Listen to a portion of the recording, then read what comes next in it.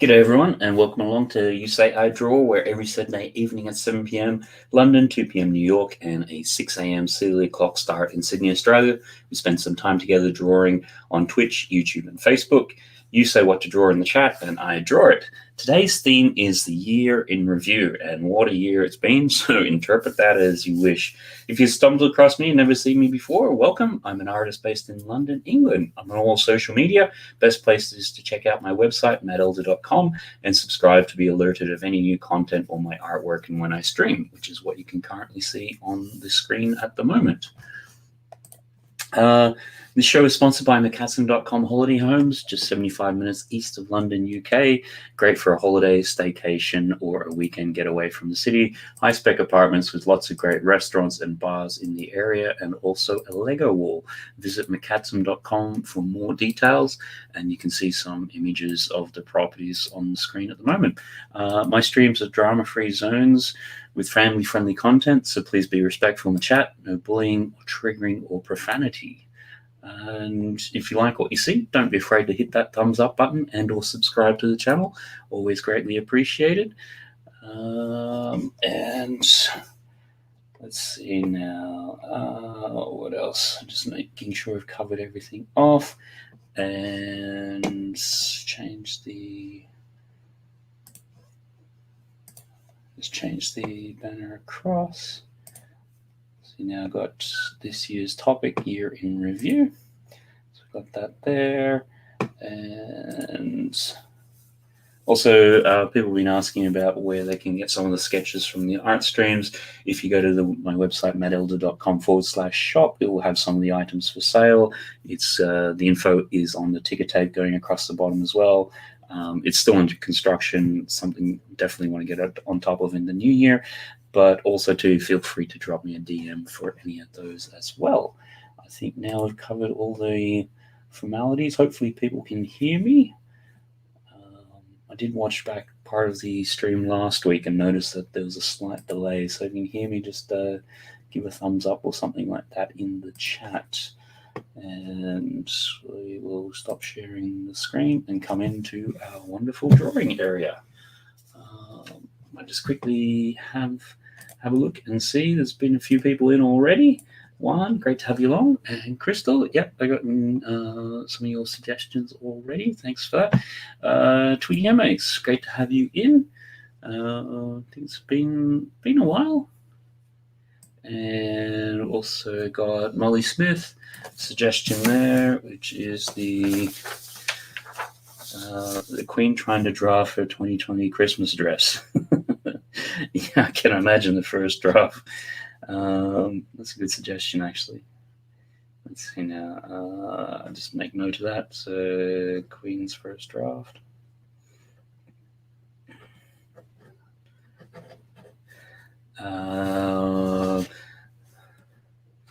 JJJ. We got Trump and Bleach. Yeah, I might give that one a try, actually.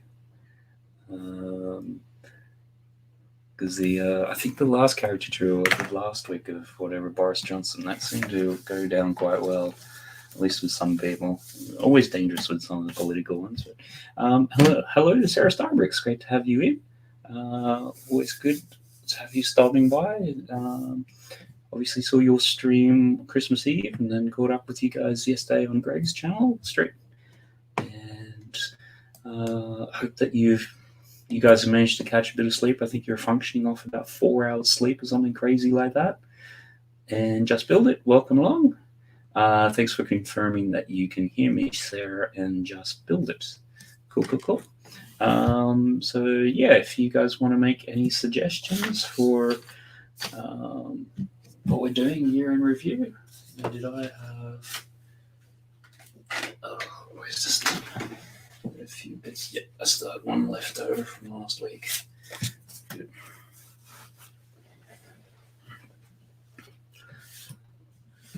And I don't know if anyone's seen it during the week, just on the channel, going through some of these and sketches and condensing them down into little tiny shorts, so you can get like the sketch overview in about a minute or so on the channel. If you've seen them and got any comments on it, that'd be great. And hello to Mr. Hinkle Drawers. Great to have you in. Hope that you're going well.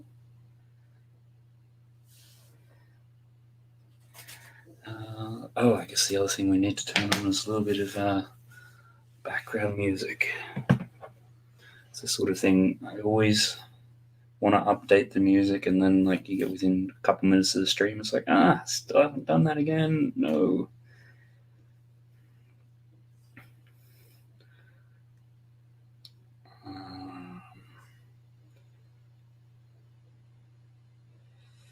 See, now I'm just gonna try to, which is what?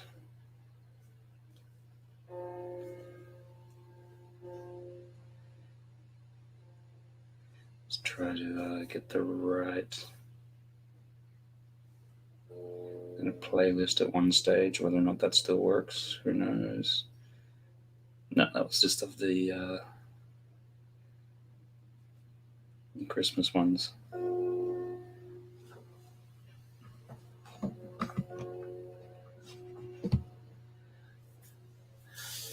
Greetings. We got just build it the 501st battle pack. Okay. I suppose it did come out in the year. I actually managed to pick one of those up recently. They're on sale, so how could you say no to that? Mr. Hevel, I approve. I like the shorts. I approve. Cool. Great to hear. I've been trying to at least let them have at least some original commentary with each one, but I'm sure, as you can appreciate, Kevin, each time you do anything with it, it's just a time thief. It always takes a bit there. Alrighty then, let's just sort of see where we can. How's that looking from the angle?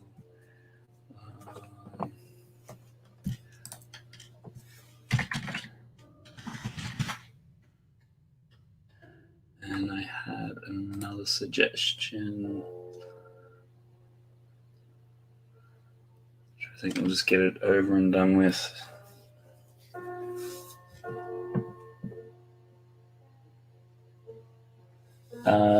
Mr. Hinkle, you started this series in 2020, right? Yep, draw yourself drawing someone else's idea. Okay, yeah. That's a good suggestion, actually. Note that down. And yeah, I started in. What are we up to now? Is this 22? Episode 22? I think. Was it in the June? Started it?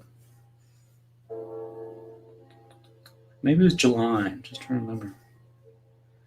I know maybe it must have been July, because I think I did the first sort of stream, which was 4th of July, which I think you were on that one, Kevin. You came along for an hour or so, which is great. And what was in the other one? Yeah. That would make 5 months or so. Yeah, it sounds about right.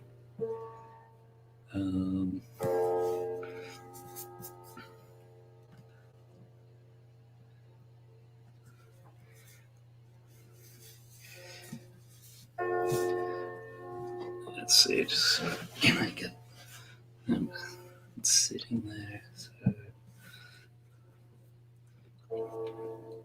And yeah, Kevin, I think have you hit 52 yet? Or you're just about to?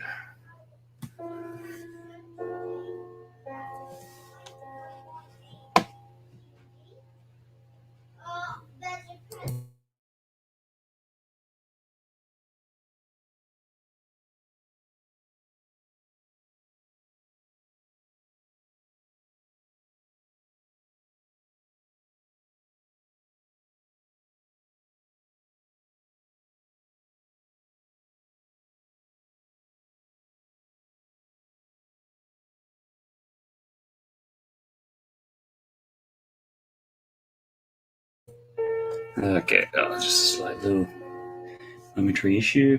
Just Bill, do you like my new lights? I see my story on Insta. Did I? I think I must have. Well, I'd have to go back and have another look at that. I think I've just been flicking through a lot of ones. New lights. Is that like Christmas tree or is it actually video or something? Mr. Ninkle might be 22 episodes, but you've probably logged more hours than me. Nobody can stream except BFab. Yeah, I was thinking about it today. It's like, oh, maybe I'll just have a short stream, only 2 or 3 hours or something. So I'll just have to see how we get on.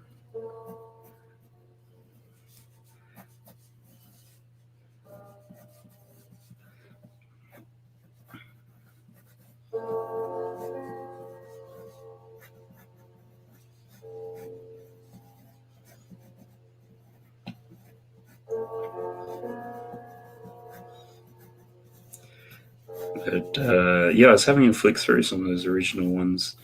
Because I think, as I saw with yours, Kevin, as the streams have gone along, I mean, they're all meant to be quick little sketches and things like that, but then they've seemed to have tightened up and slowed down and things. Some of those first sketches compared to, I guess now it's more a bit polished and things. So,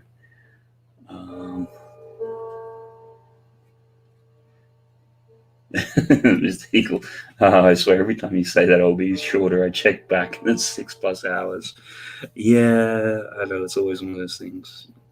Try to have what we'd like to have and where we do end up can sometimes be two different things.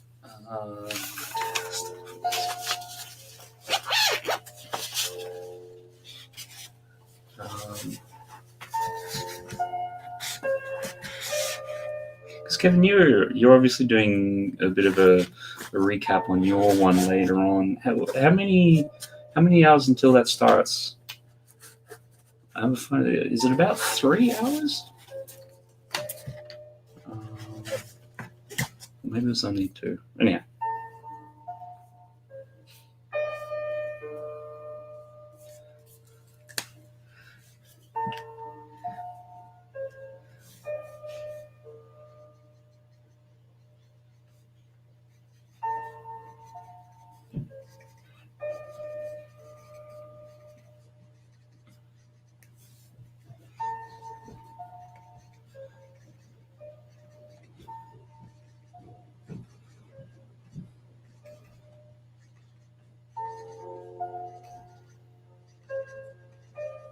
Merry Christmas to everyone out there, or Happy Holidays. Hope everyone had a good little time and things like that. So I know there was quite a number of Zoom or Skype calls or anything like that was going on. So I made getting together with some of the family and things. Mr. Inkle just had to push back 30 minutes because my son needs a ride home from work right at 5. Kids. Okay, then. Well, that gives me something there. At least if I only go for 3, then you can be you're straight on after it. So, alrighty then. Now this is a blind one. If anyone can sort of guess what it is. I mean, by now I think most people have a fair idea.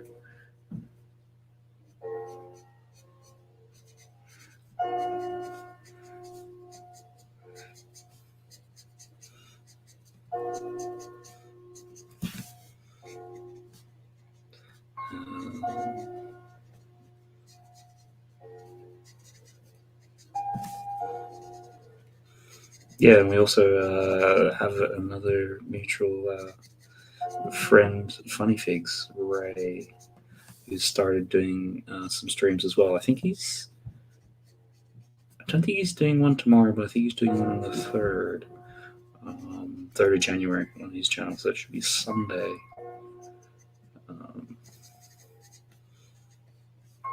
And he manages to get out quite a bit within about an hour's time. And really quite nice and polished too. I think he must be using Procreate or something. So all the lines have a nice slick feel to them. Let's give that a try.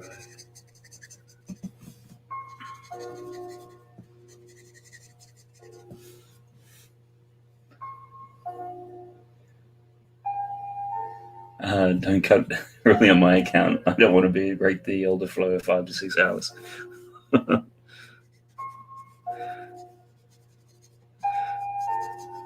No, it's just...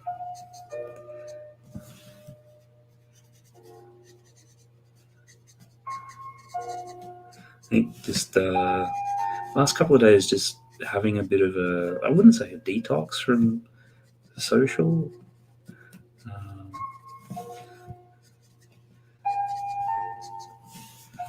But certainly cutting a few things down. Like I had a look at it. I was doing advent calendars. So the Lego one, every day an advent calendar, short, and then also to an elf on the shelf short. So it was like 24 each of those in 24 days. So it was like 48 shorts. And then also I was doing other shorts in between, like weekly summary videos of this and that. And I had a look at it, and it was 65 videos in 24 days. It's like, oh, yeah, I was starting to feel a little bit burnt on doing stuff. So I've sort of gone, you know what, I might just only do a short one today because like been a little bit of content lately. I need a bit of a break. Mr. Hinkle, oh my goodness, you've been on fire. Yeah, it's felt like it. And Creep Trap, welcome along. Great to see you.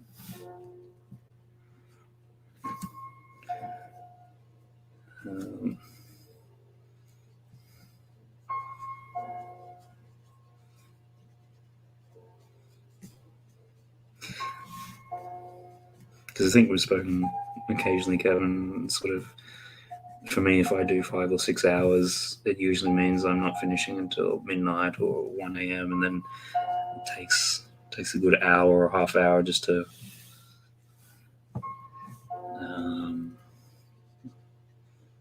sort of unwind a bit.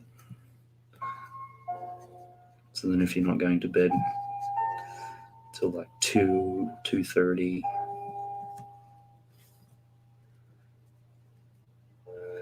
just take the time when things are a little bit quiet.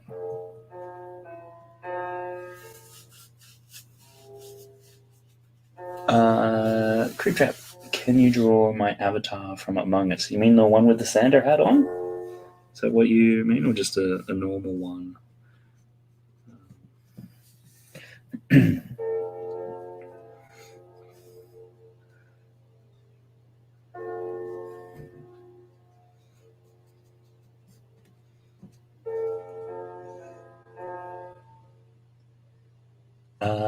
And Natasha, welcome along. Great to have you in. My 6-year-old says homeschooling with me on a conference call with my head in my hands. Yep. I'll note that down. Yeah, I think that's been the story of everyone's life, is conference calls.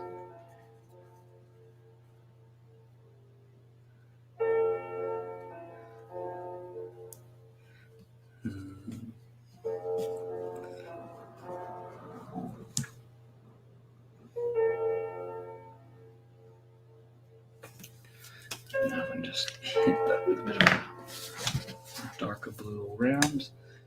And Lego the Maniac, welcome in. Merry Christmas to you. Hope that you had a good time. I think it's been a little while since we've seen you around here. Great to have you back passing through.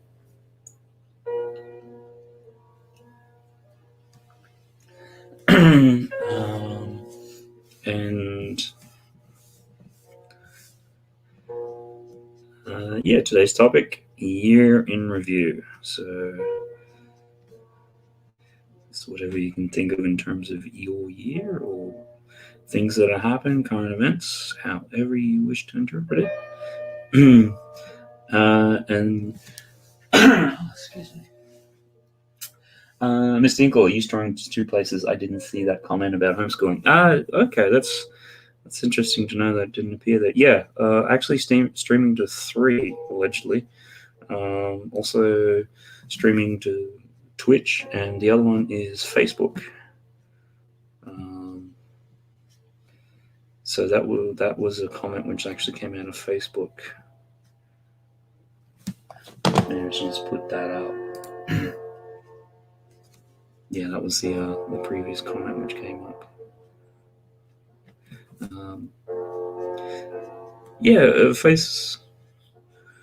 It's interesting with Facebook because certainly the last 3 or 4 streams, once you get to about 2.5 hours,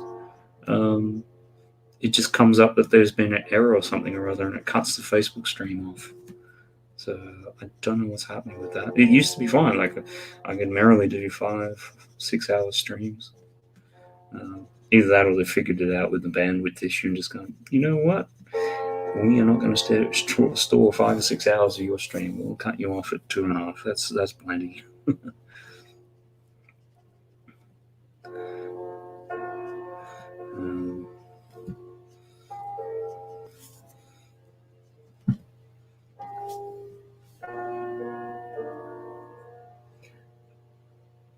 Lego the Maniac, having a very pleasant holiday indeed.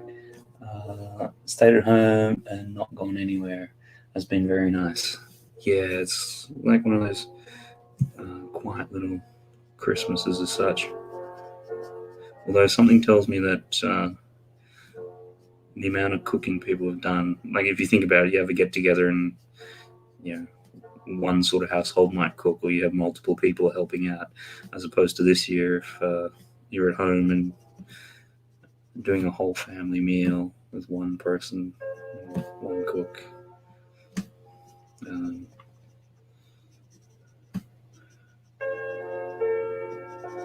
So we were originally going to be at somebody else's this year, but then the turkey and everything got split up into multiple portions.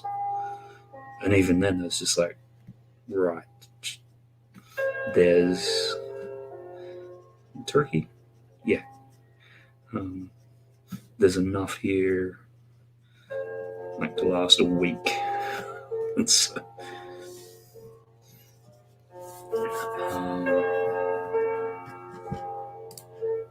Mystico, I didn't know that you're multi-streaming. Yeah, it's one of those things, just try everything. Throw mud at the wall, see what sticks. So usually do it out to Twitch, obviously YouTube, and Facebook as well. Facebook is interesting because you get when people comment on it, it's like you would a normal post on Facebook, so you see the comments sort of stick to the thread. Images to come through. I had applied to LinkedIn because you can also stream to LinkedIn. You got to apply for it and things like that. So I think I applied for that. That was pretty early on. Must be in July or August. I'm like, oh yeah, we'll get back to you in 6 weeks. Still haven't heard back from them. So, if anybody else is out there streaming to LinkedIn, I'll be interested to know.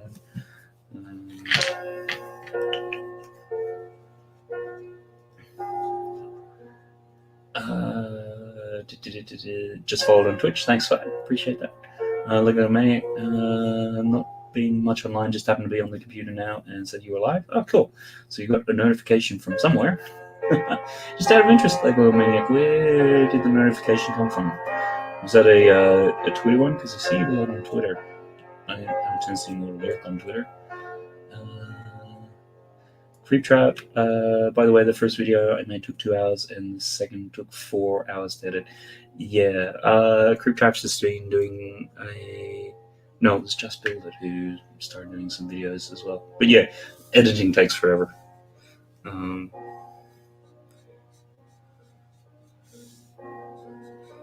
mean, after a while, I mean, that's where the shorts, when I did, the 65 of them in the last 24 days, it forces you to get much, much better with your, first of all, your shooting.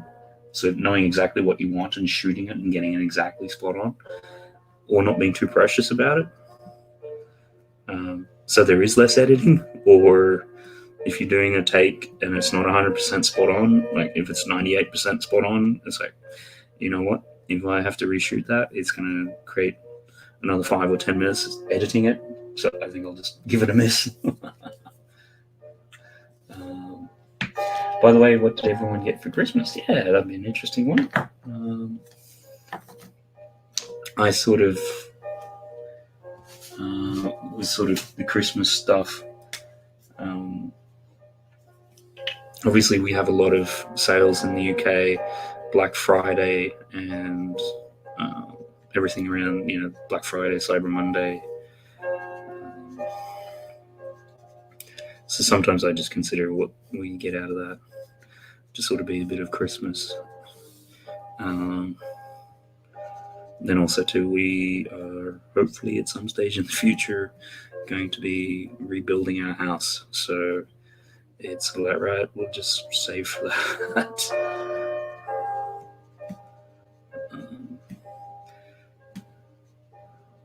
It's slowly getting there.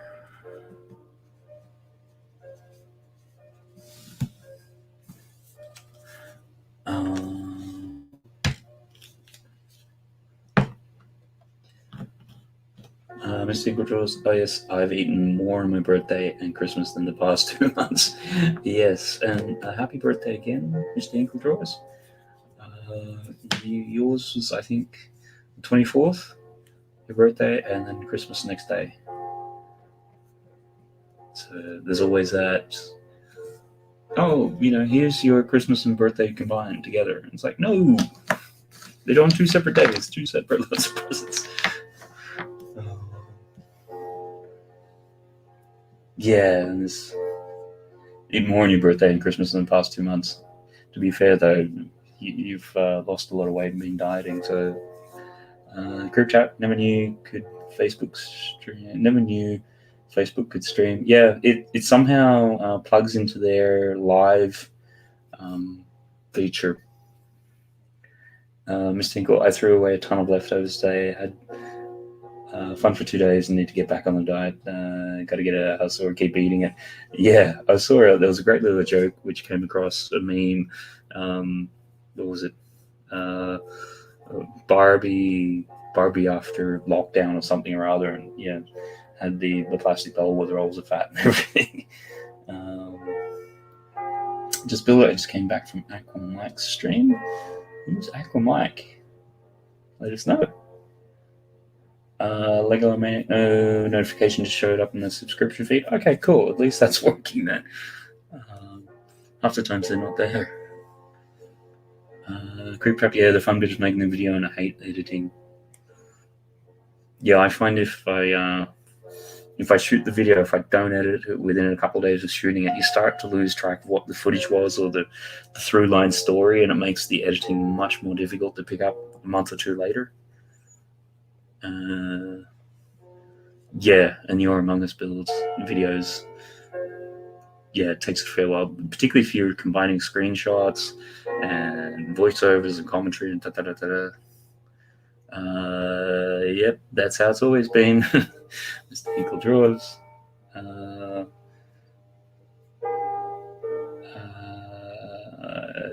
Creep Trap, yeah, I just checked it out. Super cool. And I subbed. Yeah, you'd probably like that Creep Trap given your avatar there.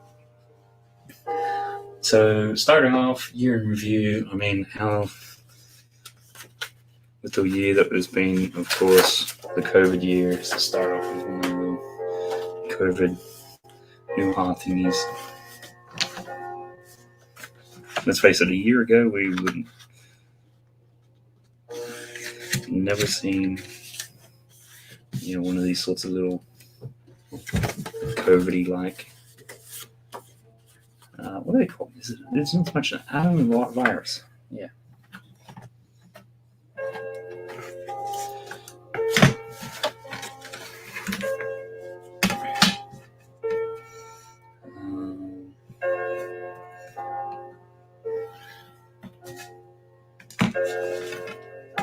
So starting to plan out a few of the streams for next year.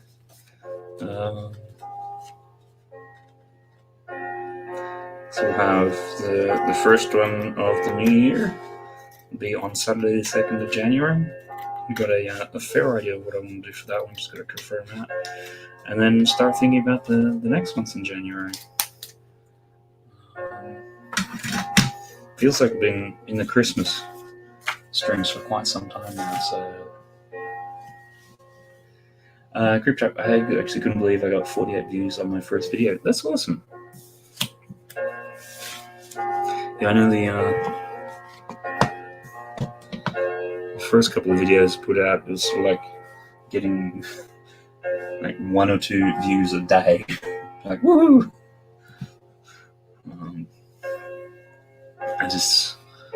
It's just one of those things. The first 100 subscribers always the hardest. Okay, what do we got next? Quite like that other suggestion that we got through there.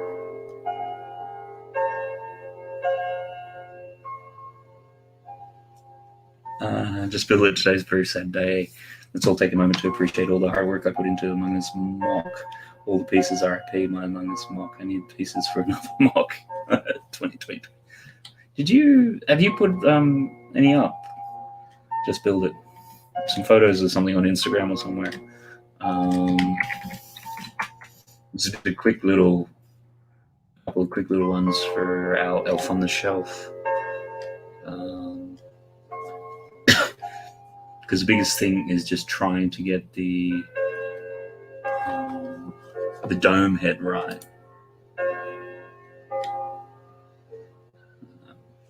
Kind of limited by the number of pieces and things we can get out of that. Maybe what I'm looking for is over here.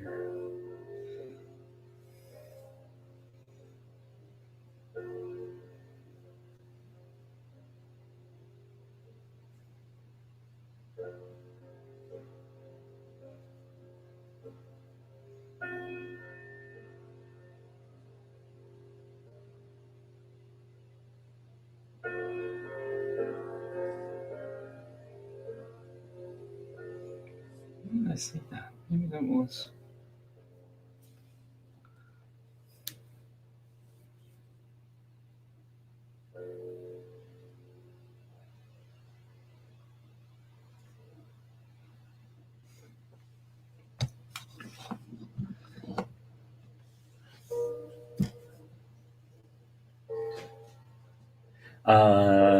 I quit Lego 4 months ago when moving houses.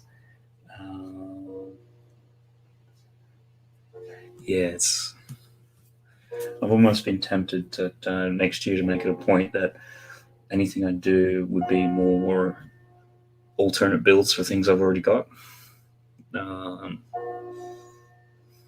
just using like rebrickable and things like that, or even going through and as much as possible rebricking some of the modulars and things like that.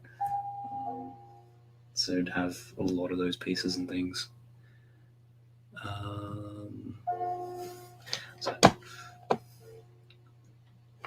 let's try to find one of these notifications.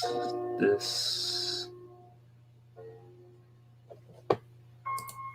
it's that one there.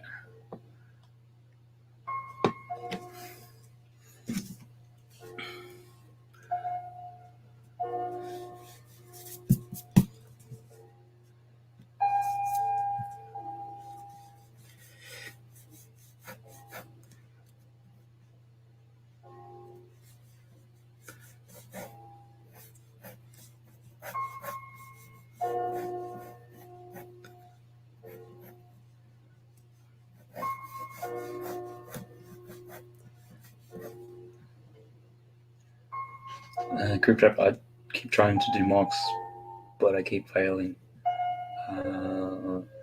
And what am I drawing now? Let's see, this is a gag. Kind of got sent to me. It was on one of the notifications.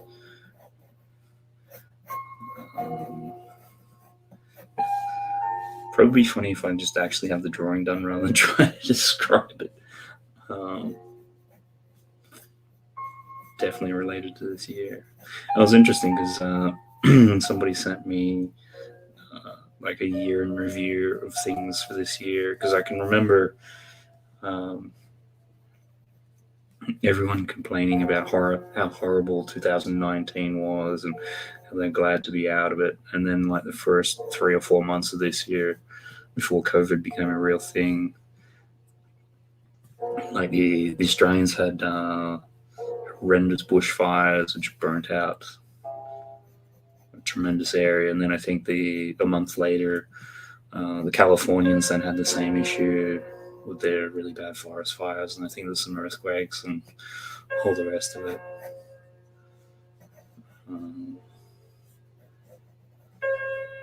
So it can be a little bit of that, even though this was a challenging year. If it wants to be worse next year, I'm sure it can.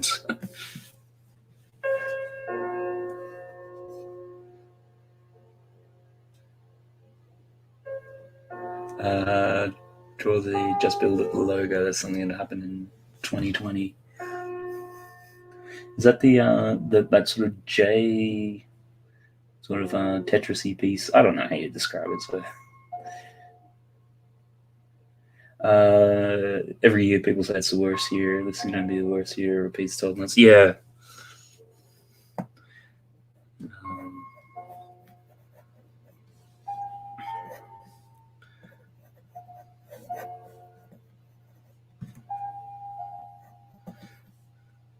I think it sometimes makes it easier for news channels and things like that. Yeah, this was the worst year ever. Nice little bit of footage and commentary that can always just recycle and not have to think about too much. And negative stuff can be quite a good sensationalist. Grabs headlines and things.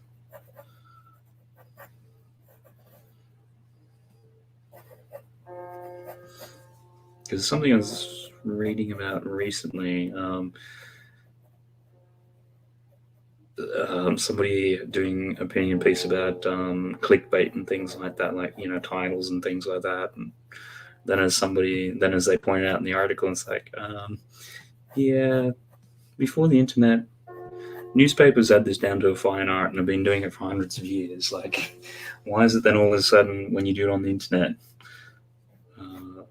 when your non-professional journalists are now doing it, then there's all this uprise about how horrible it is.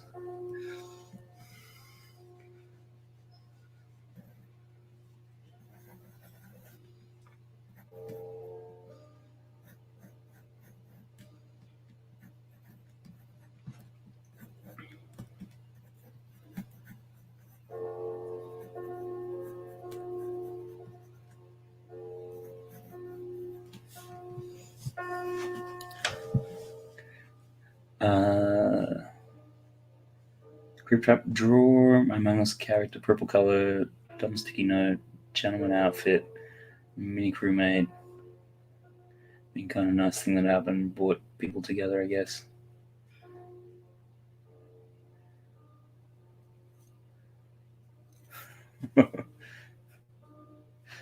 um, Mr. Ingledraw's top 10 things Matt drew on a stream. Number 6 will shock you. Yeah, thanks, but I'm going to steal that actually. If we get to 6. Draw Lego swimming in money. Yeah, it's kind of, it feels like it's been a little bit more the can't even say it now.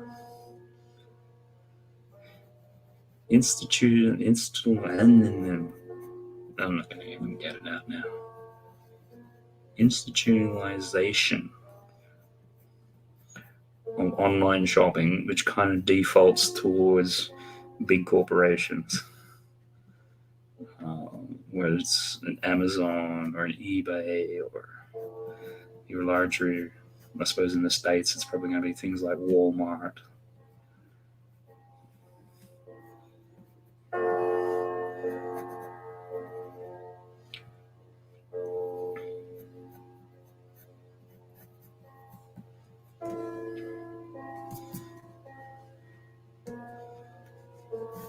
I think I'm going to cheat this one a bit. 1, 2, 3, 4.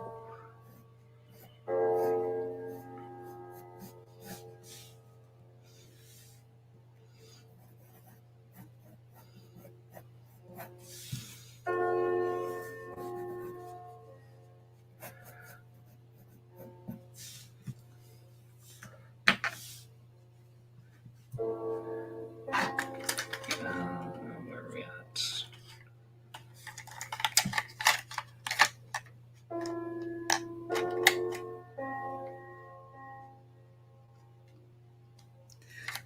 Creep Trap when it's 2020, God pulls out the reverse Uno card. Apologies to any religious people. Yeah, it's...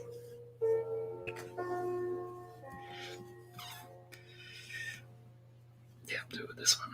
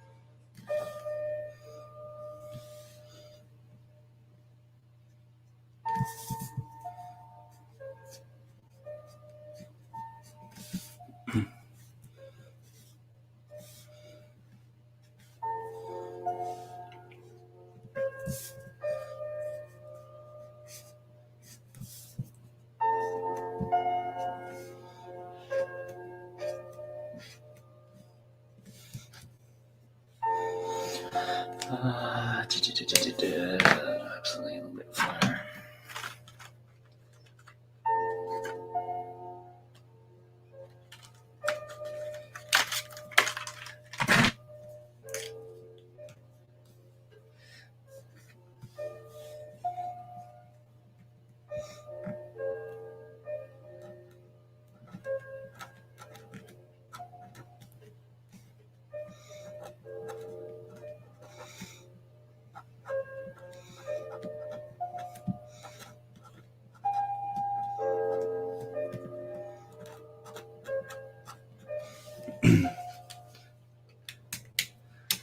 So this is the how's it going there? I'm sure this is going to be the next hip toy. It's the Fisher Price work from home play set. So you got the little kitty here with their laptop, wine, alcohol, and one of the kids' little doll sitting under the table. A little bit of humor.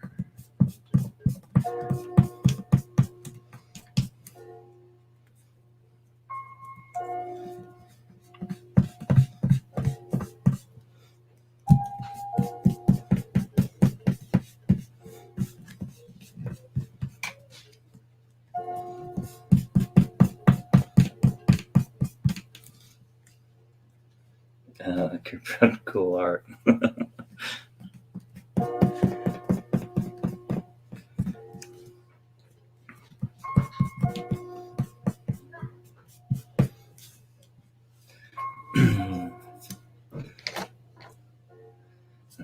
Red run off to there.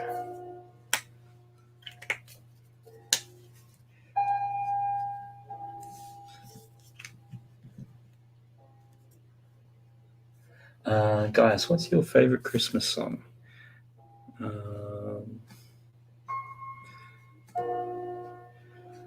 Favorite Christmas song? I suppose the one that we hear all the time is the that Mariah Carey one, which I'm sure for her now is ka-ching. Royalties from that every year. Come up with a single song. Otherwise, it'd just be the classics, I guess, like Rudolph the Red-Nosed Reindeer or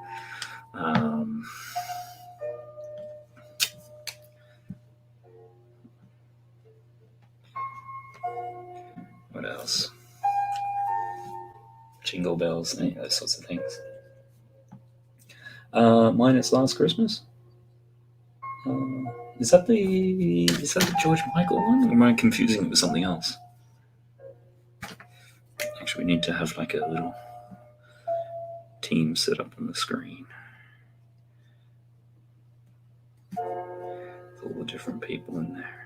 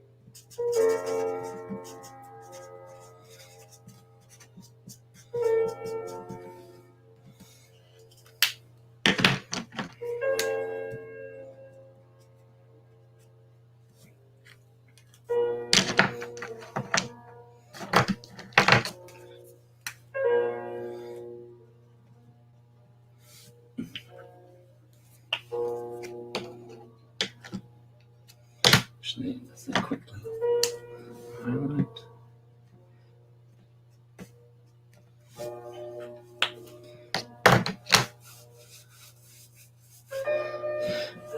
Let's quickly grab.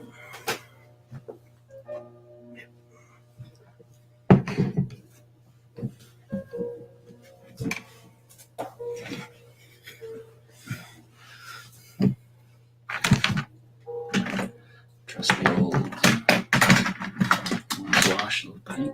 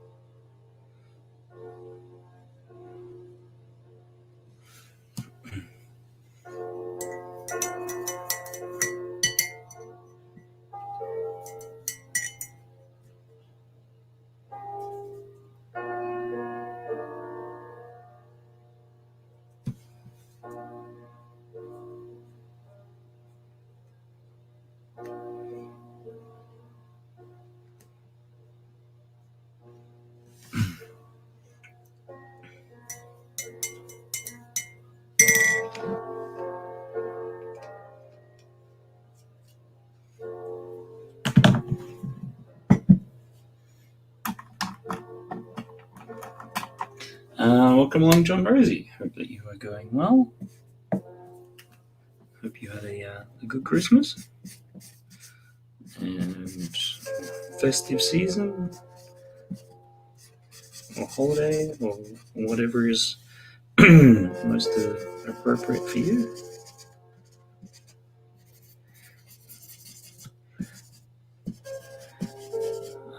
This week's topic is year in review.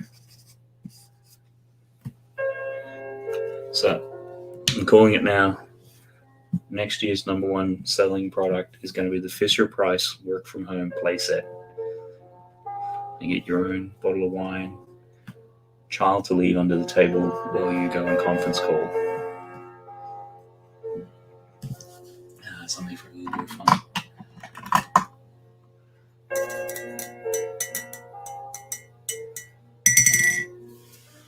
What do we got next? Where's the next one?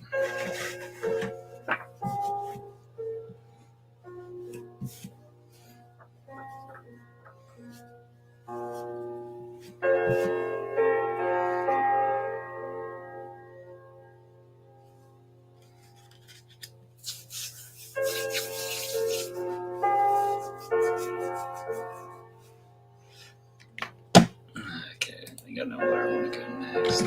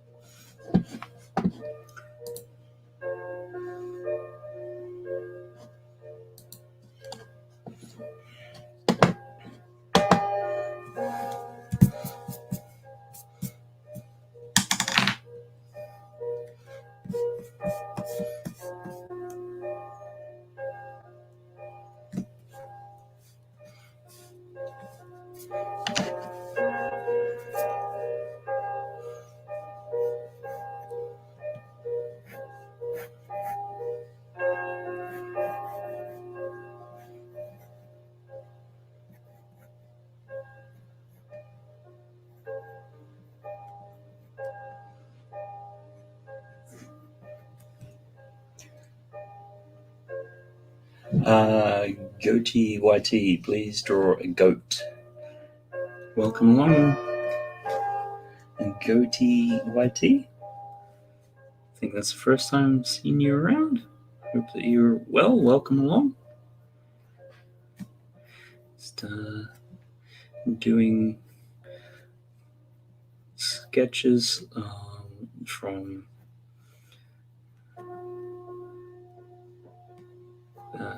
the year 2020, sort of in review. So if you can tell me how a goat relates to 2020, then I'm sure we can try to slot that in.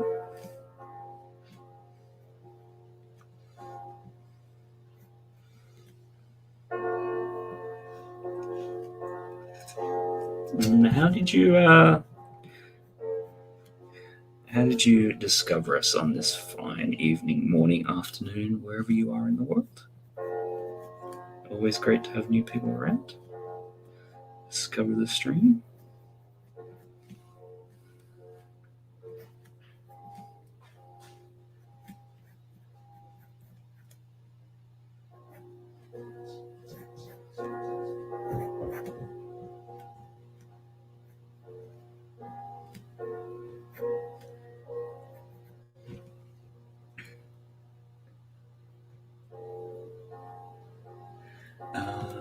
And then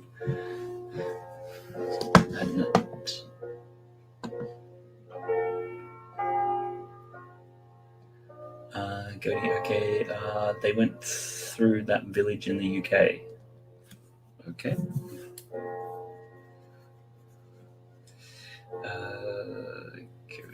UK. And then Natasha. Another good visual for the year was the COVID compliance officer not standing 2 meters apart. Yeah. Or I can't remember, was it UK? One of the UK ministers meeting, like health secretary and all that sort of stuff. None of them, like, they're all having a meeting and none of them had face masks on or something or other. Do as we say, not do as we do.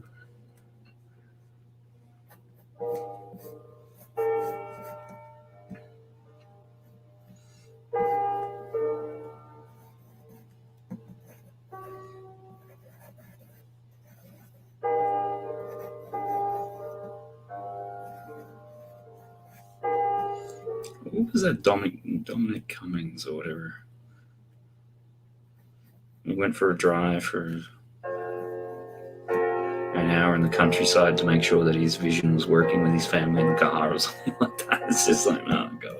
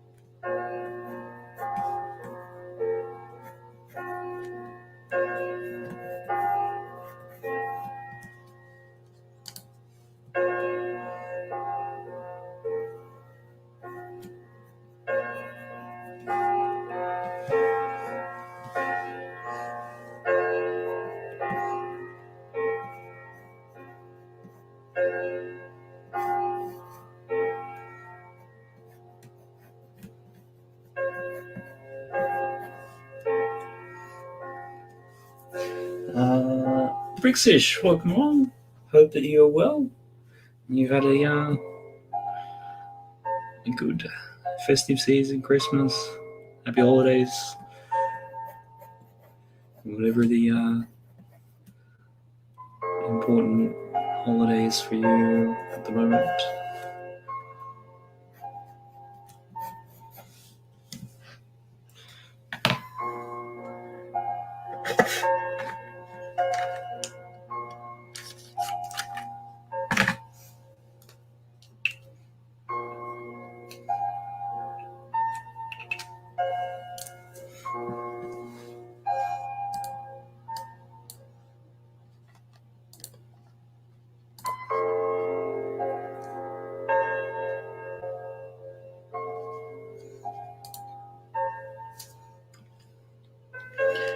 And good, yeah, and Christmas was as good as can be. Hope you and your family had a good one. Yep, no, we had a nice quiet one at home. You know, the kids, they got their presents and things like that, so they're happy with that. Yeah, it was a little bit tough having to do like a Zoom call for opening presents and things like that with the grandparents and cousins and things.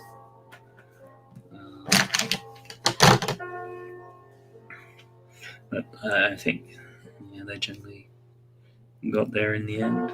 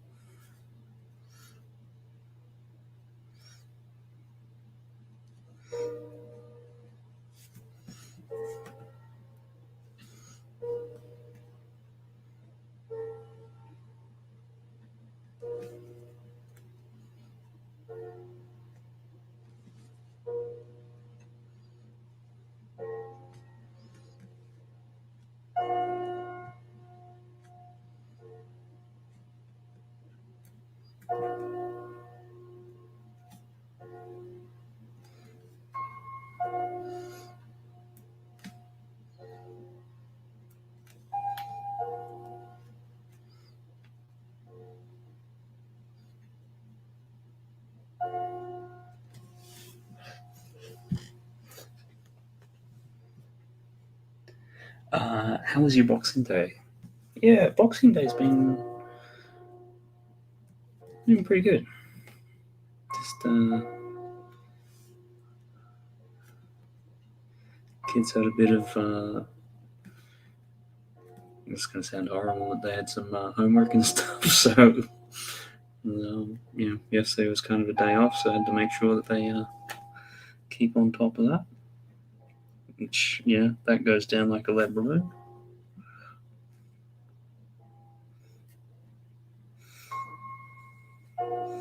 Otherwise, just been around the house. How about you? How's your Boxing Day been? What have people been up to this Boxing Day, actually?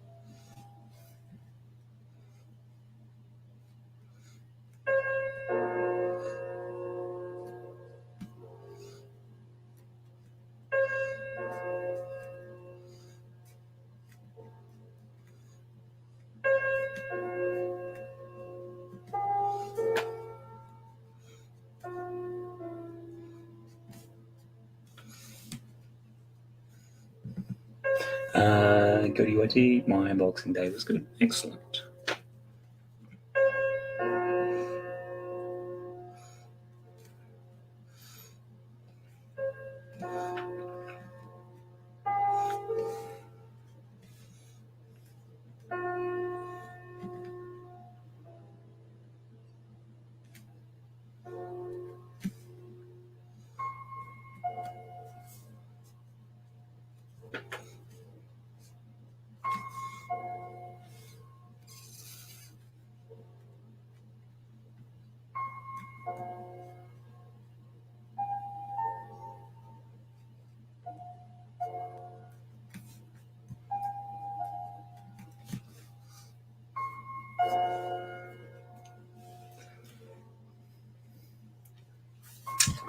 British, it's been a weird day, just been picking out all day. Yeah, that's the other thing. You got all the leftovers from yesterday, and you can be eating for like a week.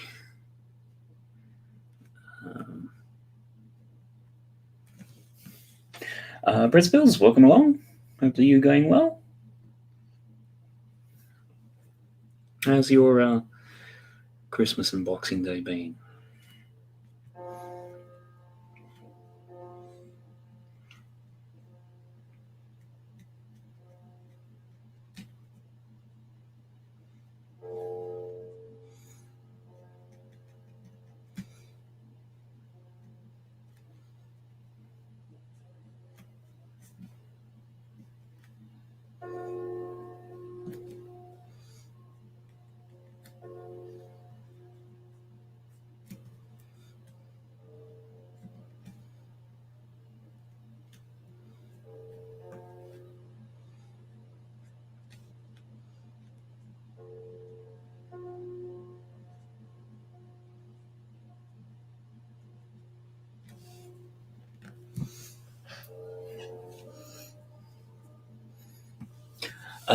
Brett Spills, I went to bed probably 11 a.m. today, woke up at 4. Yeah, because I think were you on BFAB's stream for a bit, or am I thinking of somebody else?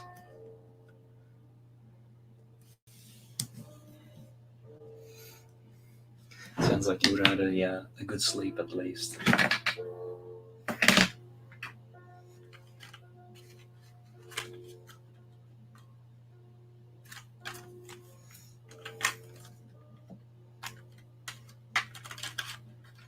Although I suppose that's still only 5 hours.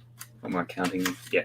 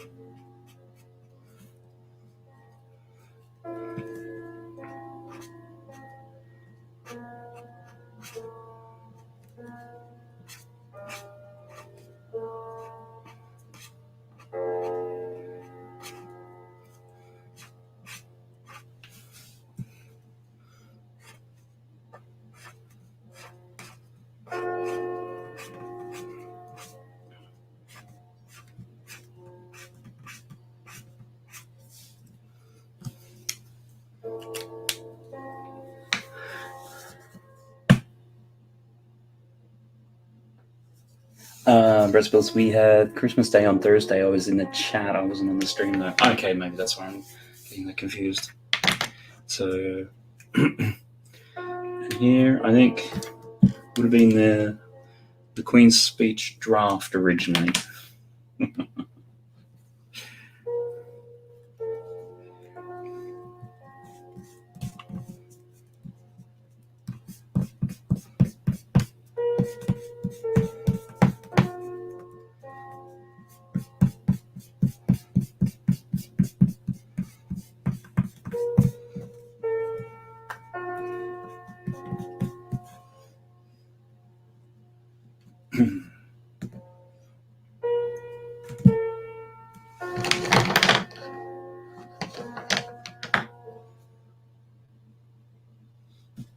Well, not there.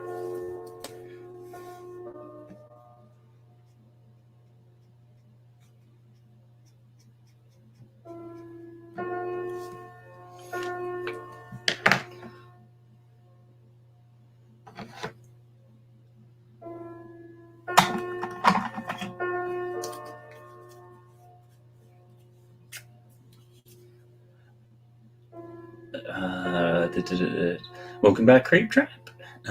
Is that the old spitting image style Family Bricks? I don't know. I just sort of was doing a bit of a caricature on it, and that's kind of how it came out. So possibly wasn't intentional. Tweety Animates, Merry Late Xmas. Yep, same to you. Hope you had a good one. Creep Trap, love the Queen's speech. Soon I'll make an animation. Cool. Yeah, it looks like spitting image. Okay, cool.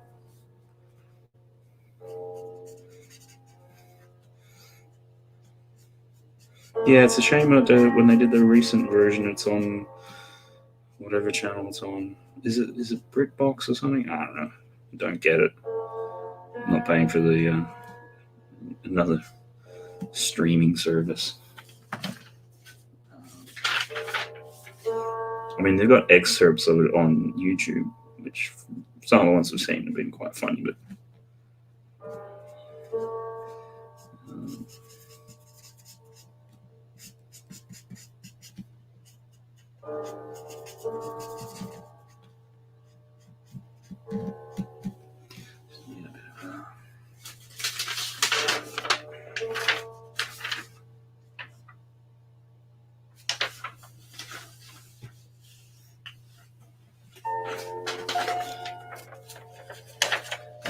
Great job. When can you do that? When you get to it.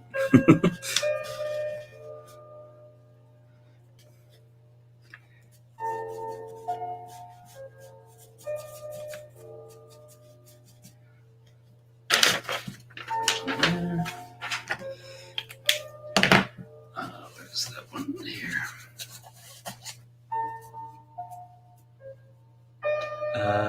Brent's Builds, you should check Spitting Image out. Yeah, no, I know the original that aired in the, I'm guessing, early 80s. We got snippets of it on Aussie TV back then.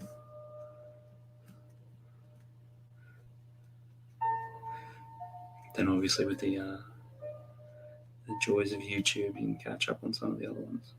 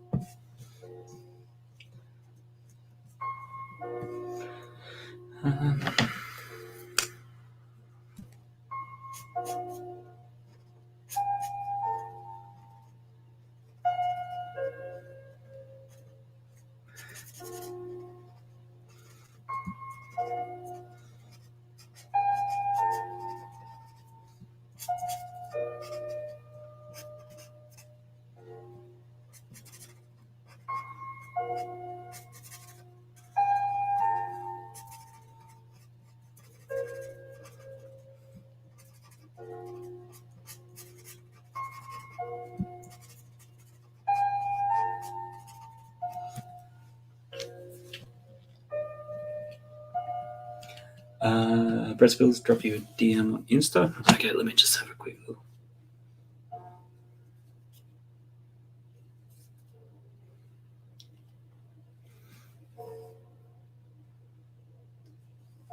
Yeah, sure. If you want to, Brett, if you want to jump on, let me just drop you a link.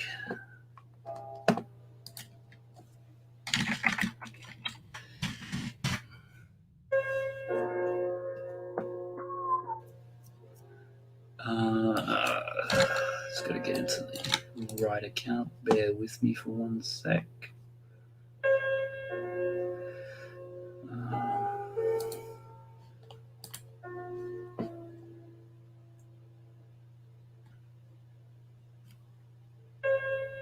And welcome back. Just built it. Hope that you are well.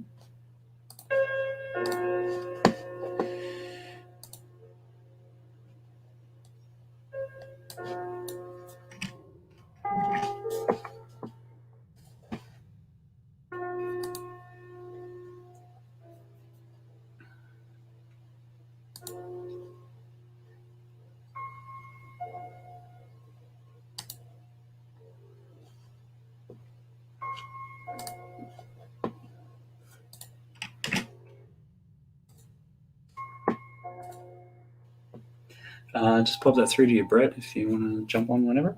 That's cool. Let's make sure.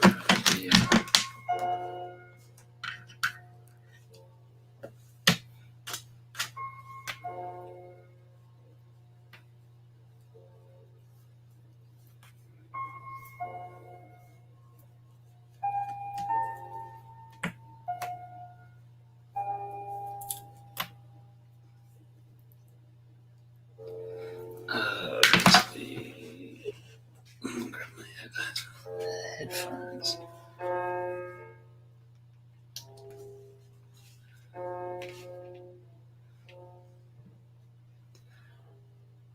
What am I looking for?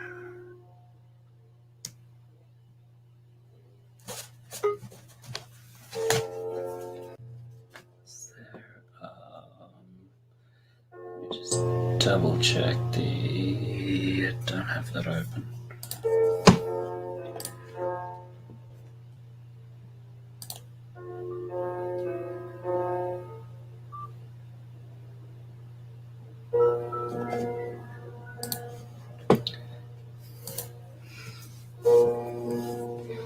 And just as a little bit of something different, have somebody else join me on the stream just to have a little bit of a chat and things. Just double check that. Yep, see that there. Okay, cool. We have Mr. Brett's Builds. How are you going? How you doing, Matt? Did you have a good Christmas, buddy? Yeah, I had a good one. Just sorry, 1 second. I'll just turn this music off. Yeah, had a good one. How about you? How'd you and the family go? I mean, I think you mentioned in the chat that you started on Thursday. Yeah. The wife being a community carer and all, obviously wanted to do a part for our clients Christmas Day. So, yeah, we sort of done Christmas Eve as Christmas Day, had dinner. Obviously, the kids all went off today, so as you can hear, it's like a ghost house. You can hear the tumbleweeds up and down the stairs, Matt. You don't know what to do with yourself. It's nice, buddy. It's nice to be able to actually have nothing to do with myself now.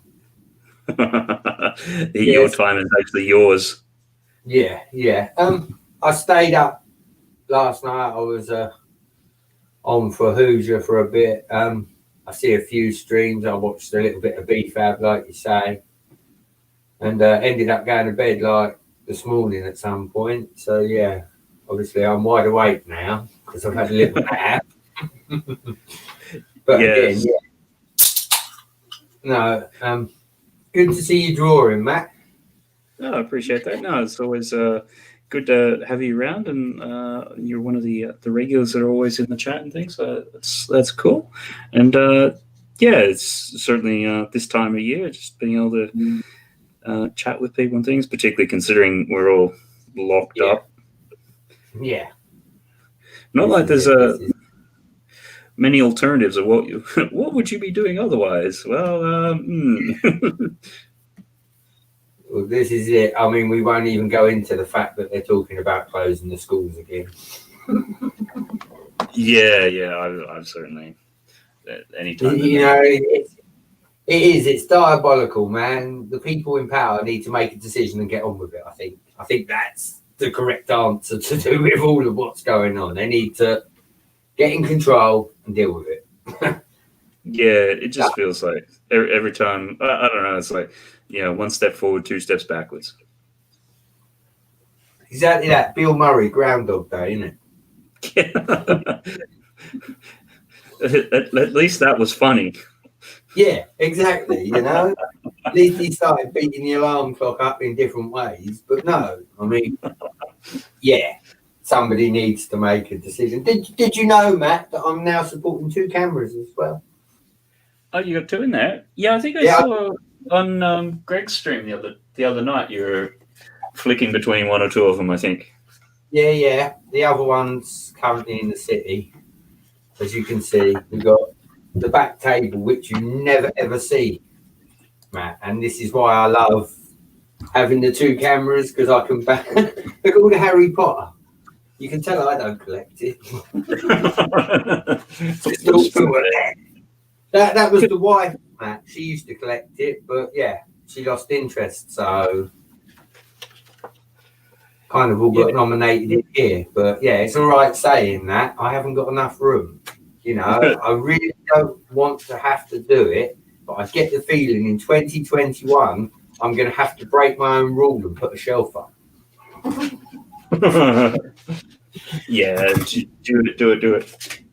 It's funny. I did because one of the walls we have, because of the way it wraps around the chimney breast, it actually comes at an angle in the corner. So I actually went through and built a lot of my own shelves, which I've done as a video. I've just never released it. But yeah, it just makes such a difference, just having that little bit of extra space to put stuff. The constant question I get asked when people come into my Lego room, which isn't very often anymore, obviously, because of the way the world is. But the common question is, do you not want to run a train round like the top of the room? And I'm like, it's all right in theory doing it, but by the time you actually get round to doing it, you don't want to do it. I mean, is there? I've never played with it, but is there a way to have the Lego trains go up on angles and slopes? There is, Mr. L. I mean, I've been looking into this for a long time, because obviously I do the loops, and the loops are fine, but I obviously want to eventually, what my dream is, Matt, like, you know, money being no object here. I don't, obviously, you know, my ultimate set is the monorail. We've established that in cement. Yeah, with the trains, what I would like to do is, if you remember back to like the Looney Tunes cartoon, when a train was going over a bridge, you have all them in the old-fashioned Western style. Do you get what I'm saying, Matt? It would go up and down the hill, but there would be all the like wood framework for the bridge that the train's going up and down. Do you get what I'm saying? Yeah, the old style wooden trellises. Yeah, style. I want to build, like you say, with the gradient, so the train actually goes up it and comes down it. But as of yet, I've not watched anybody else do it, because I want to I want to think it out a little bit and maybe try and throw my own spin on it, like I did with the vintage blue track on the corners, if you remember that one. Yeah, no, certainly having those other ones there, but that's always been the sort of thing. Like most other systems, like HO scale and anything else, you can obviously do gradients pretty easily, but I've never really seen it done in Lego. Well, I mean, again, Matt, I mean, we're opening a can of worms here, but I was with Hoosier Bricks last night, and he was ballasting, mate. He was ballasting track. That man has got a lot of patience, Mr. Elder, because I would not sit and do that. I get the at the fact that the track doesn't attach to the base plates. Do you know what I mean? What were Lego thinking? They should have made some extra clips, like so that when you lay out your city, the track all goes around the edge or something. Do you know what I mean? Or you can have a split through the middle. Lego should have seen this coming. There would have been more money for. I've never done that. What does the track not actually go on base? You get a basic base plate. Yeah. Put your track across it, and then what you do is you build it up with smaller tiles, I believe, like a ballast. Then you also build the inside of the track as well. Because back to the Western theme, I've got a lot of single 1x4 round tiles, and they go pretty well in between the train track, but they're very brittle, Mr. Elder, very brittle. I tend to snap more than I tend to keep. So, I mean, with things like that, they use the white ones and the brown ones to insinuate the old-fashioned style. And then, from what I can gather, the track is placed on the base plate in a certain direction you obviously want it to go, and then ballasted around on the plate to secure the track, because it might not be dead flush, which, as you know, if it's not dead flush, they move about on top of the studs quite a bit, don't they? Yeah. Train track, funny shape.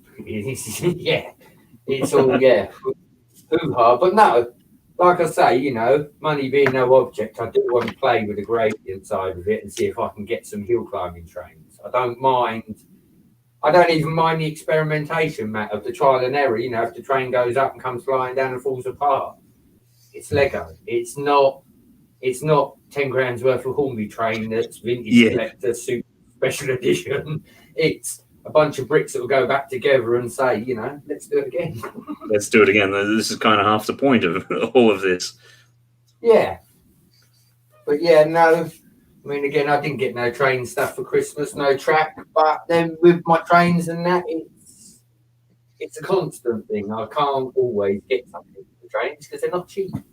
And most of the money I do spend on trains is track, because I've got enough locos, carriages, and if not, I just build my own now. So it's certainly. I think I've heard a few people. It's sort of like whenever they've gone to have some of the trains and things like that, particularly the ones that aren't powered, they turn around to you. It's like, can you power this? Like, yeah, I've done it with this one and that one, and use this. And it's like, well, it sounds like you've got most of the trains, unless you're going to go crazy down, and get some of those ones from 10, 15 years ago, which I believe, I don't know too much about, but this is it, Matt. Talking to Hoosier again, my buddy for the trains.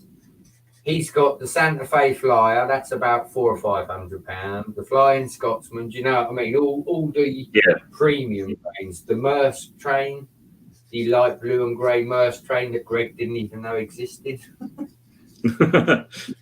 Yeah. So, I mean, I know what trains are what and that, but as I turn around and said, I'm not the kind of person to have things like that and put them on the shelf, Matt. If I've got these £500 trains, they will be doing the same thing that my £100 trains are doing. There is no scrutiny in the fact that it's more rarer because, again, we're back to the initial subject. It's Lego. It's meant to be destroyed and rebuilt, or taken apart and rebuilt, however you choose to phrase it. But that's why I'm glad at the moment I don't have any of the high-end trains. Because if I did, I would just be... I wouldn't say I abuse them, but I experiment thoroughly, Matt. And I'm not afraid to let it go flying every now and then. Do you know what I mean? That's part of the learning curve of being a mocker. You've just got to practice, haven't you? And sometimes it can go wrong. You know. Yeah, no, exactly. It's I mean, you can reference your crane as prime example. You yeah, know, that thing is that just one little bit can throw a whole build, like you say. It's exactly the same with the train track. If I put a certain bit in the wrong place, the train will derail every time, no matter how fast you go.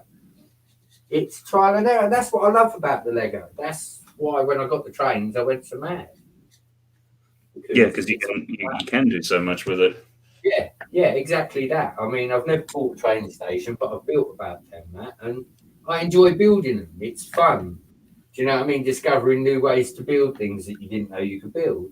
Yeah, The whole love of the brick, you know, it's exactly that. yeah, But yeah, no,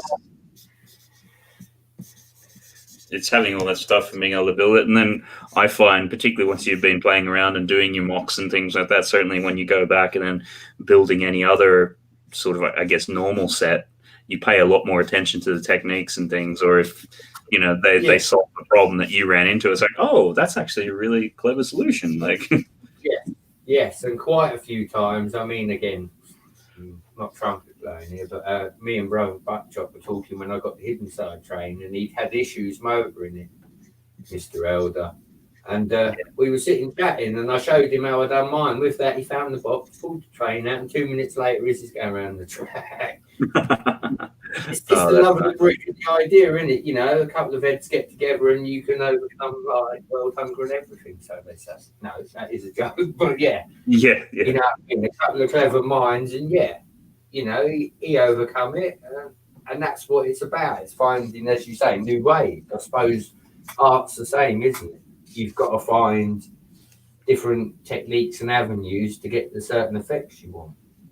Yeah. I mean, for me, I've always thought of art as just problem solving with a pencil or a marker or whatever it is. So yeah, it's the same sort of thing. But no, it's interesting because I started to go down a rabbit hole. The thing I've been looking at is actually making a lot of my techniques fully remote controlled. So that crane and things.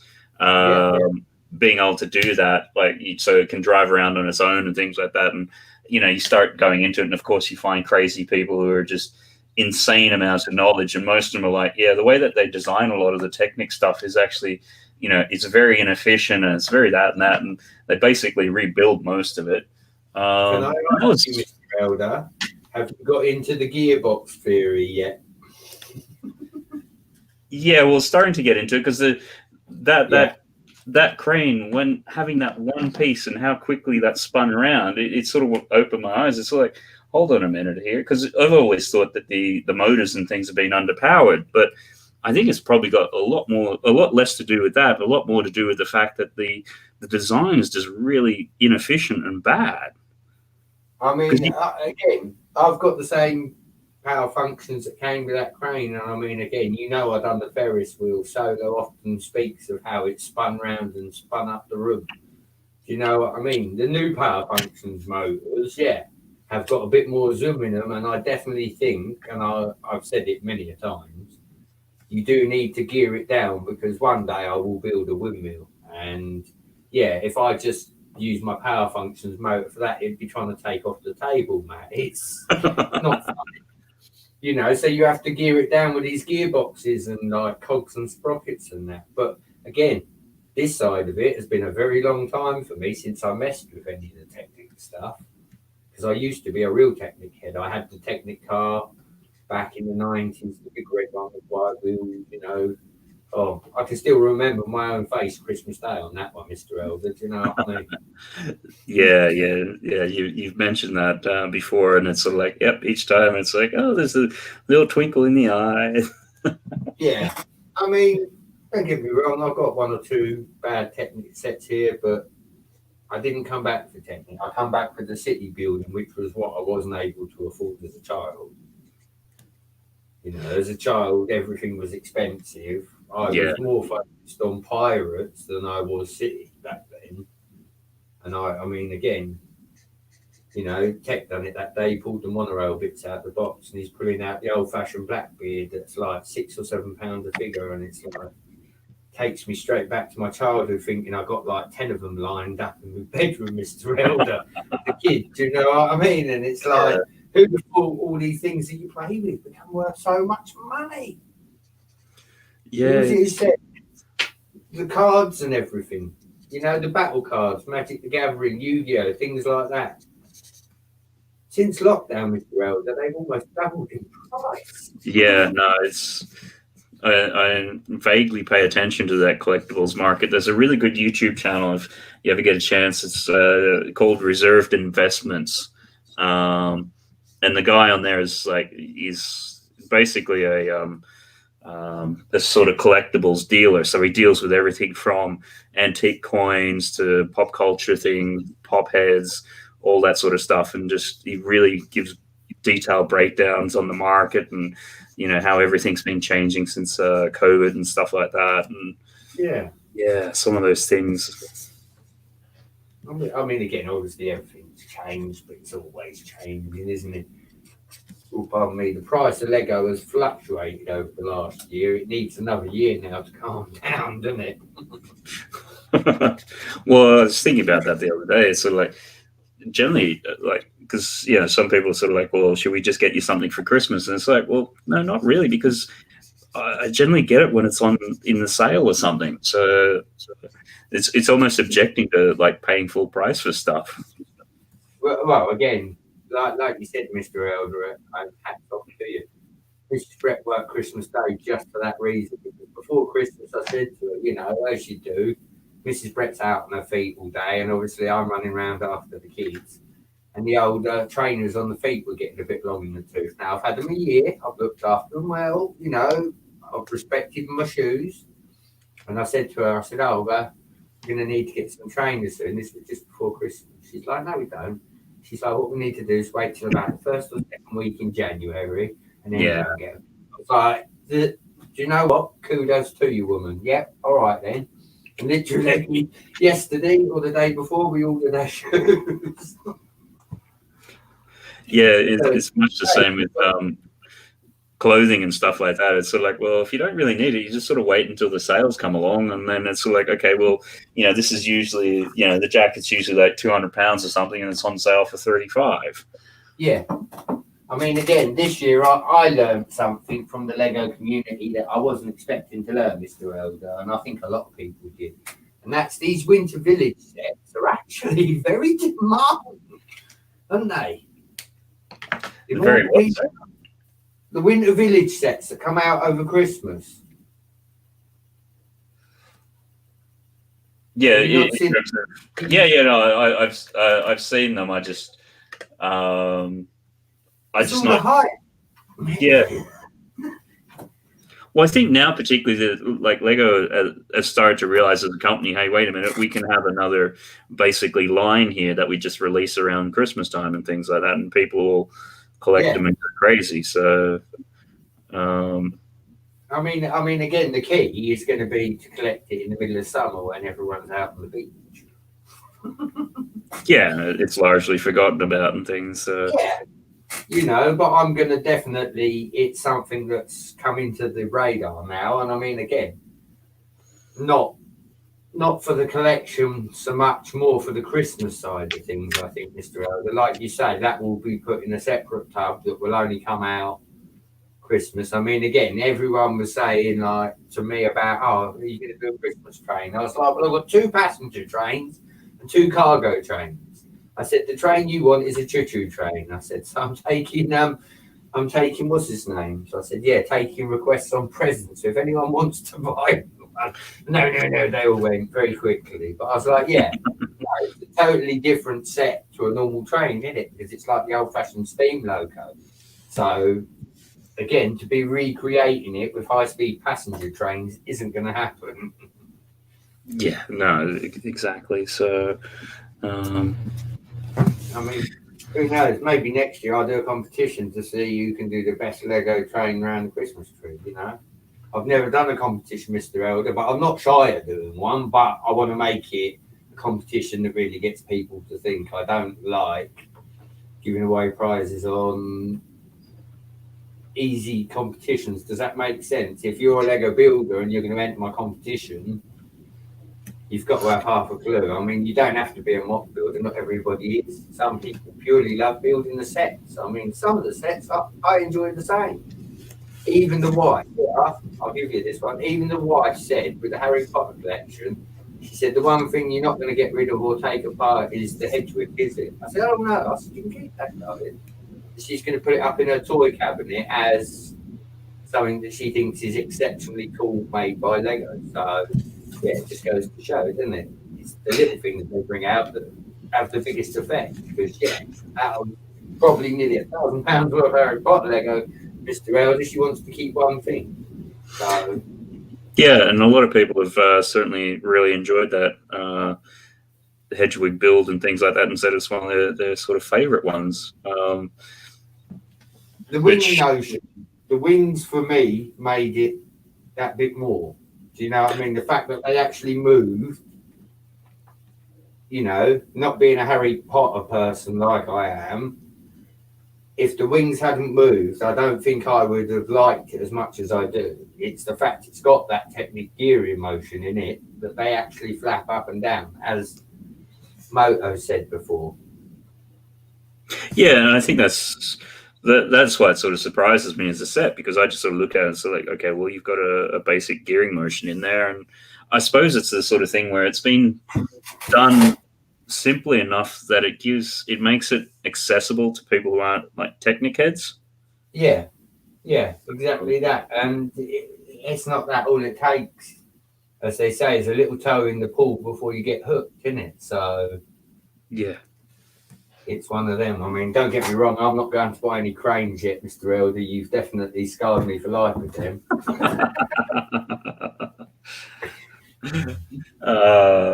It seems like it's affected other people more than what it did me. I just had that moment of frustration and going, oh, now I've got to figure out what's wrong. And then I can just remember your head on the desk, like, where did I go wrong?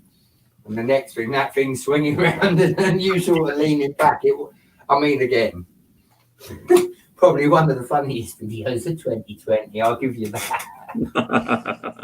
Well, I'm glad that my stupidity was able to provide amusement. That's it. If you can't laugh at yourself, who can you? Yeah, exactly. I just find it most amusing that I knew at the time something wasn't quite right. But it doesn't stop you turning the motor on, does it?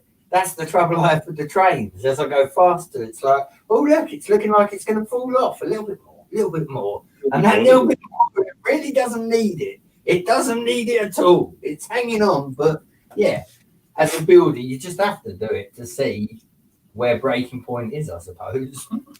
Well, it's more the fact that, like, you know, because that initial problem was like at step 50 of 1200, it's like, there's something not quite right here, but it's not until you get to, like, you know, step 1000 that you can actually, by the time you put all the gears in and it starts moving, it's like, actually, no, wait a minute, that thing probably was a real issue. Now what's wrong? I mean, that's it. The other thing is obviously like how the crane was obviously come apart when you realised there was an issue with it. You know, did it come apart easily, or was it a full strip down again? It took me about an hour to figure out what was wrong, because you got to go back through the gearbox and figure out exactly where everything was. And and the piece that wasn't there, it was a little tiny collar. And it's not like with the Technic stuff, when you get to the end of each bag, I always check, you know, what are the leftover bits. And it wasn't left over. So it's like, well, actually, I never got that bit in the set to begin with. So that was kind of frustrating. But yeah, it took about an hour to figure out that it was missing, and then about 2 hours to strip it down and rebuild it, because it was not in a readily accessible place. Half a section out rather than a few panels, yeah. Well, it's the sort of thing, because of the way that it was, like, there's sometimes when you build something up and you got a lot of the gears and the pins and the axles all cross over. So there was one I had to force on an angle and pull out, to be able to get to the other bit, but there was no way I was ever putting that piece back in. So I had to substitute it for another piece because it was only because the other pins were locking it in so heavily, it wasn't hugely necessary. Yeah. Otherwise, yeah, it would have been like I would have had to pull the whole thing apart and go back to the very beginning, which is like, yeah, no. Definitely. What we got there? Is that a Mando Stormtrooper? I don't know. Somebody requested a 501st battle pack, so it's one of the troopers out of that. I knew something along the lines because of yeah. That's where I always get like I enjoyed my Star Wars and that, but I don't know, all the subtle differences between all the different troopers and everything like that. So half the time you're sort of doing it in just Green Man, where the first 3 were good, and that's where it stops. Yeah, I mean, I didn't mind the prequels. I can honestly tell you, I watched the first, or however it, I'm really sorry for butchering this, Star Wars people. Is it the last 3? The ones which come out recently. Return of the Jedi and the other one.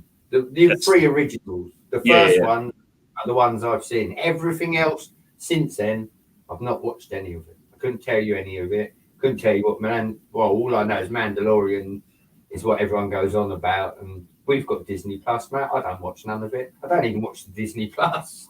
You know what I mean? So, but yeah, no, we've got it all, but it's just I chose my themes a long time ago. I was pirates and Technic back then, and now I'm city, space, and train. Now, yeah. With a very bad obsession for castle on the side. Because I don't think I told you, did I, Mr. Elder? 2021, I'm actually going to go into Millsing because I want to take all the castles that I own, take them apart and build a proper castle like a showstopper. Yeah, I remember you mentioning that you want to combine all the castles, but yeah, you hadn't mentioned the mills part yet. Yeah, no, I'm going to put it on mills. Obviously, it's going to be sort of a year-long process because, as we know, castle parts aren't cheap. But obviously, I've got a good start myself. But yeah, I want 4 of the big grey base plates. I'm going to mills them all up. I've got plenty of blocks to do all of that. I'll mills them all up. Then the castle will be a slow but steady sort of progression through the year. I'm not going to rush it. See, that's what I sort of sussed about myself last night. When I get an idea for a train layout, I build, and then it's done, Mr. Elder. I don't take time in between to reanalyze it. Does that make sense? Yeah. I'm on the path, and I'm in the groove. You can't stop me. Once I build it, I'm like, yeah, but I'm not happy with that now. Then I will take it apart again in true Brett style. But again, that's the whole point. If it wasn't meant to be took apart, I wouldn't take it apart. It would stay as a display. But no, it's meant to, Yes. One thing my wife will say to me later on in life, it's you looked after, but you also well used all the Lego, Dad. And it'd be like, yeah, of course I did. Like you said with the crane motors, if I feel a train motor's going bad or losing power, I just replace Mr. Elder. I don't question it. I don't have the technical skills to open it up and mess around with it. I'll be very honest there. So to me, it's just easier to replace. But yeah, no, I like to keep the Lego in some sort of order. Obviously, our worst enemy being Lego people is the dust. Yeah. Well, that's where I found if I take some of my art paint brushes and run them over, it actually does an effective, really good job. But yeah, it's then just the time to do it. So, and a good morning, cheerio to Marley Min. Welcome along. Good to have you in. Hope that you had a good Christmas.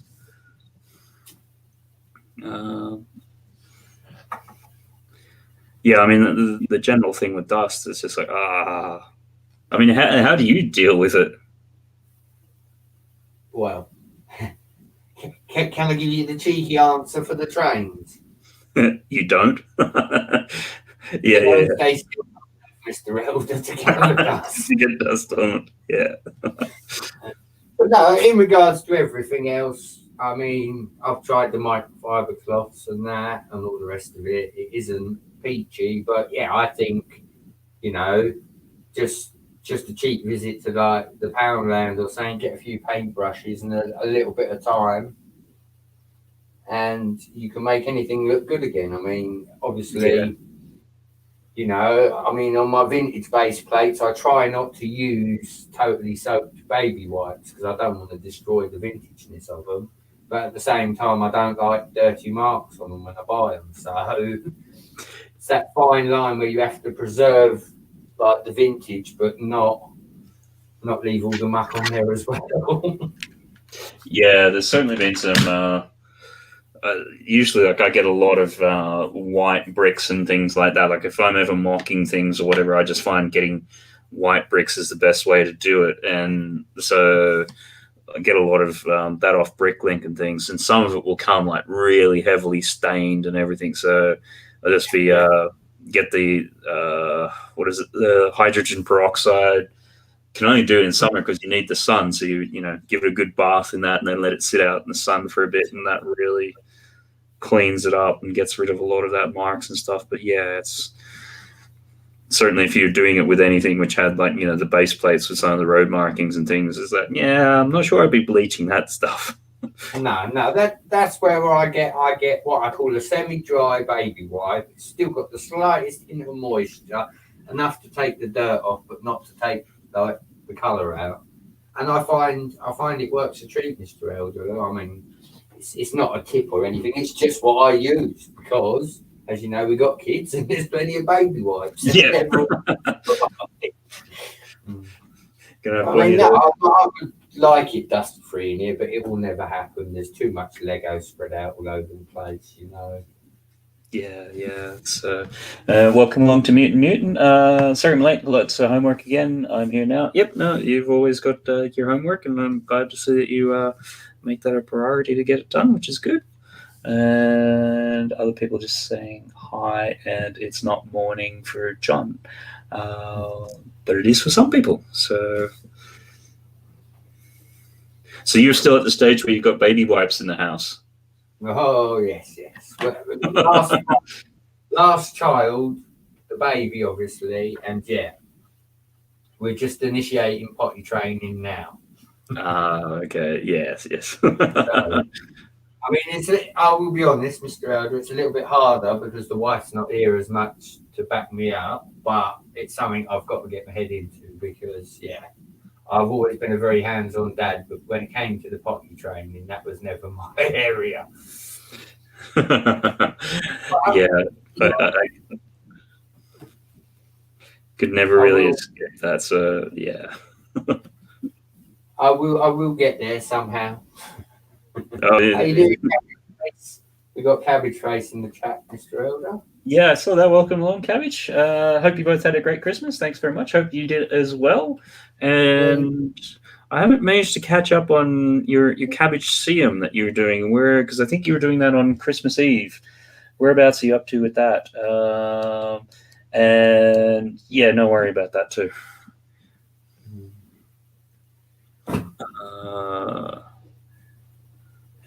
Definitely. So, big question, seeing as we've been on everything, but did you get any Lego for Christmas, Mr. Elder? Well, if I count the stuff which we kind of got in the Black Friday sales and things like that, I'll say yes. But otherwise, I mean, we've still got kids at the age where they're really into it and things like that. So they got some stuff and they've been totally into that. One of them really wanted the hidden side. So got them to school and really enjoyed that. And the other one is totally into Avengers and Iron Man and stuff. So he ended up with a few of those. And real. We like the next generation ready. Although, well, I think as much as it pains me to say this, I think they might slowly be coming out of it. So it's like, could be a limited time horizon. Yeah. Get the camera out quick. Get your pictures done. Yeah. So it's like, oh, you can see it slipping into a dark age. Yeah, the trouble is, Mr. Elder, and it is the trouble, it's all these tablets and technology now. Kids don't want to go outside. They don't need to. Yeah. World. Well, I also just struggle with it just in general being, Australia, where we had everything in reverse. So Christmas was always summer, which was brilliant because, you're always outdoors and it's hot and you're doing stuff and, you have your summer holidays, which are 6-7 weeks long. Whereas obviously here it's in reverse. It's winter. Kids are only got a couple of weeks off school at best. Yeah. John Rossi asked if you saw his suggestion, Matt. Just up in the chat a little bit, just a little bit. Yeah, it's quite the Santa with the face mask, the face shield on top, sanitizing hands, table in front of him, plastic screens on table, and loads of elves on the chairs behind it. Yep, I've seen it there. So just when he's making the masks, you want the little to and from tags on them. Santa's making you a COVID mask. Here you go. To you from enjoy. Yeah, I think I made a bit of a mistake because I effectively did, was it 3 or 4 streams on like Christmas and Christmas related things? So it's kind of like, I'm a little bit overdrawing Santa and Santa related stuff at the moment, so I probably should, but yeah. Well, that can bring me into my next question, and one of the reasons I wanted to come on. So, can we have a video game stroke movie-based video game 2021, please, Mr. Elder? Because I'd love to see you draw the Fallout helmet with the red eyes. The which helmet, sorry? The Fallout franchise. It's an open world apocalypse type game. It's Xbox, PS4, all the consoles. Okay. But it's a good game. And on one of the games, my favourite game, Fallout New Vegas, the opening screen is you're dressed in a sniper's outfit with glowing red eyes in the helmet and like a Barrett 50 cal. I mean, it's got to be a video game type thing for you to draw something like that. Yeah, no, it was because I've been thinking, obviously starting to plan out a little bit of what's happening next year. And one of the ones which I was thinking was just doing a video games topic. So it would cover that. It would cover Super Mario, cover whatever people are interested in. It's definitely on the short list of things to do. I got to ask as well, are you doing another one with Mr. Hinkle this year? Or is it too soon for them spoilers? No, it's something we've been talking about. Do you know Funny Figs, Ray? Yeah, definitely. We've been talking. I mean, we meant to do something this year, but then Christmas kind of snuck up. Definitely want to do something with him early next year. Might even go and host one of his streams, sort of thing. But definitely want to do more with other people, and definitely, Kevin's on that list as well. I mean, again, the young lady artist, she was good. I enjoyed her. Just trying. Was that the recent one from was that the end of November? I think it was. Because definitely. It's there's been a couple on there, and I mean that's always the sort of thing. It's only you think of the Lego community, and then it's sort of like, well, artists who stream and take requests is like even a smaller type, really tiny community. So being able to get anybody, we start bumping into a lot of the same people. And I've tried reaching out to a lot of sort of artist people that I know who are like really, really good, but then they're kind of like really camera shy. So it's like, See, this is okay. a problem I know too well. I had this before I come on the YouTubes myself, Matt. It was one of the reasons I didn't come on sooner, probably, because I didn't like the idea of the camera. But then I also sort of, got the motivation and pushed myself to say, look, people are going to love you and hate you either way. Just be yourself and literally do what you want to do on there. And like I said, and I have said before, I used to be a video gamer and I used to spend a lot of time doing that. But when the Lego picked up and I started watching more YouTube, obviously my focus came away from video games and went into the Lego again, which I have a little game every now and then, but nothing to the scale I did. But I had the choice. It was either going to be a Lego channel or a video game channel. Now, if it was a video game channel, I'd have never met you and we wouldn't be talking. So I'm kind of glad it didn't go that route. Whereas it is the Lego, and I've met a lot of good people, a lot of very good, decent people, and I'm grateful for that. That's one of my biggest gifts of 2020, the fact that I've met the Lego community and everyone in it, because everyone's like welcomed me, been nice to me. So yeah, that initial, like you say, coming on the camera, it's just one of them things. It's got to be do or die. It's a yes or a no. There is no in between, no no maybes. You've just got to say, I'm going to do it, or I'm not going to do it. It's got to be that way. And I did it, and I don't look back, Mr. Elder. I absolutely love my Lego community and everyone in it.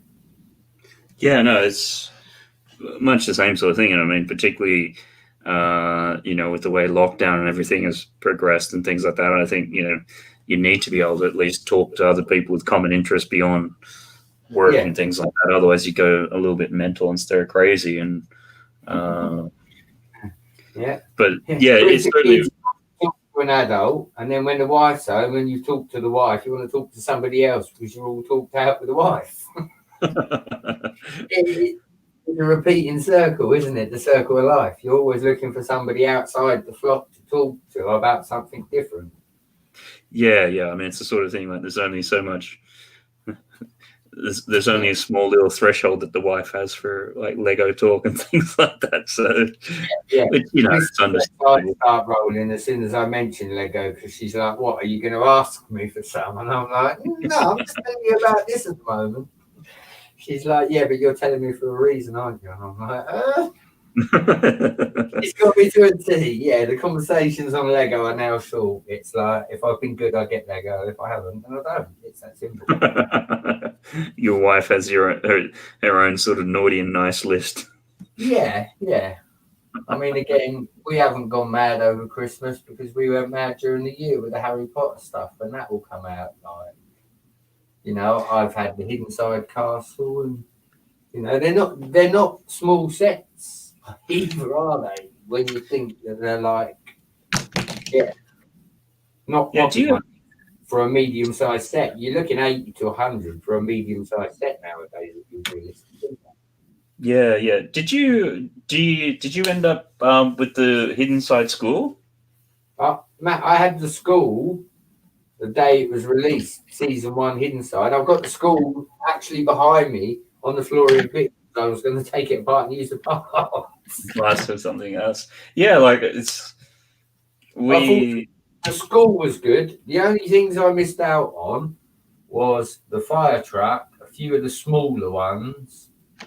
I mean, I had the lab, I had the graveyard. I didn't, obviously, the season 2 stuff, I didn't go so mad, but I think I was about 1 or 2 items out of the whole of season 1 of Hidden Side. I had all of it. Oh, wow. Mr. Brett bought the school. The school was released, it was £100 over here, and Mrs. Brett found it on eBay for £50 the day it was released, so she bought it for me straight away. Oh, wow, that's good then. Because, I mean, as much as what it is, as what you said, medium sets are 80 to 100 sort of thing. I mean, the Hidden Side ones have been really good value. That school had like seven minifigs plus a dog, plus quite a significant build, lots of play features. This is it, and this is where in 5 or 10 years' time, everyone's going to say, "Oh, do you remember that thing Hidden Side?" But like you say, it's everything a Lego set isn't. It's got more than enough figures. The playability is good. Even the parts are good, Mr. Elder. If you look at it on like tech side, you know, them sculpted bays and stuff that they've got. Yeah, the architrave type things. Like you pull that out, and it's like I've never seen this in any other set. I mean, is this unique to this one? Because they're quite elaborate, and there's like 3 or 4 of the big chunky square ones, and then the fences with all the ornate sort of ironwork detail. This is it. This is it. I mean, how can you not love the hidden side? I was the first person that I know of to have the hidden side castle and build it over here. I mean, obviously other people did have it, but but yeah, no, out of who I associate with, I was the first. And I mean, again, Buck Chop, Doc Sampson, MJ Bricks, they all watched me build the castle. And yeah, as soon as it came out in America, they were all out buying it. And I like that. The fact that they saw what I had. I mean, again, the hidden side castle, Mr. Elder, I said about castle being expensive. Wouldn't be if you went and bought 4 or 5 of them and built a big castle, would it? Because it's a medium price set, but it's a very full medium price set. Comes with 6 or 7 figures, doesn't it? Yeah, it's just such a shame because even the builds on it are pretty good. It's just, I don't want to put it solely down to it, but I absolutely hate the box art. Like I was even looking at the school one, and you're looking at it, and it doesn't even have the name of what it is on the front of it. Mm-hmm. It's just like it doesn't even say it's a school, and it's like. Me and Solo said this before. If you'd have turned the boxes round so that people could have seen what was on the back rather than the front, it would probably sold more, Mr. Elder, because, like you said, it was very deceiving to look at from the front. It's like Ninjago. If you don't know what Ninjago is, especially like the little packs and things they do, if you don't know what it is, it would confuse the hell out of you to buy it for a child or somebody else, wouldn't it? Yeah. Yeah, it's just I think I remember you guys saying that. So like, if you had the backs on the front display, they probably sell them so much more of them. But because it had the issue with that too when they've just been sitting on the shelf, and it's like, okay, you go to grab one, and it's like I can't even tell which is which. Like you got to really have a good look at the boxes to see what it is. Well, this is it. It's not that. When people are shopping, not everybody stands there for 20 minutes choosing, do they? They just grab the nearest thing. And I think this is what Hidden Side lost, because the box art was, don't get me wrong, I think it was vibrant, but it was wrongly placed for the thing. They could have done better displaying, especially the school and the castle, in maybe a black box like Sesame Street. Yeah, it's it's the sort of thing I say. Look, points for them for trying something different. It's good that they're trying something different, but the execution for that bit of different has actually made it worse. Well, this is it, and the promotion. I mean, did you really see any promotion for Hidden Side, Mr. Elder? I didn't. I think I see 1 or 2 TV adverts in the history of it, and that's me being honest. Yeah, no, I think the only thing I really saw was, I think when they're first released, obviously a lot of the different fan sites and things like that. I mean, I'm always incredibly dubious of any of the technology-based ones because, once they discontinue the line and things like that, it's like, well, all the play feature, the online app and stuff, that's eventually all going to go away. And that's the thing which I've liked with the stuff we've had as a kid. Like, we can come back to it decades later and still works the same. This is it. This tickles me. As I said to the electrician when he was checking the meters before Christmas, I said it's all well and good. I said when the power goes out, I just open the curtains in my Lego room because all the trains are functioned. I sit here playing trains while everybody else is having kittens. There's no lights and there's no Wi-Fi. I'm just like, can't hear you. But yeah, as you say, I've used the phone app with my trains, but I also prefer having the physical controller in my hand as well. Like you said, at some point they are going to stop supporting all of this because it will be old technology. And at that point, I want to know that I can still connect my controller. And I mean, if I'm honest, the price of the controllers isn't extortionate for what they are. They're like £30-40, which is about right, I would say. It's generally the motors that you pay a little bit more for, isn't it? So, and the Bluetooth receiver if you get one.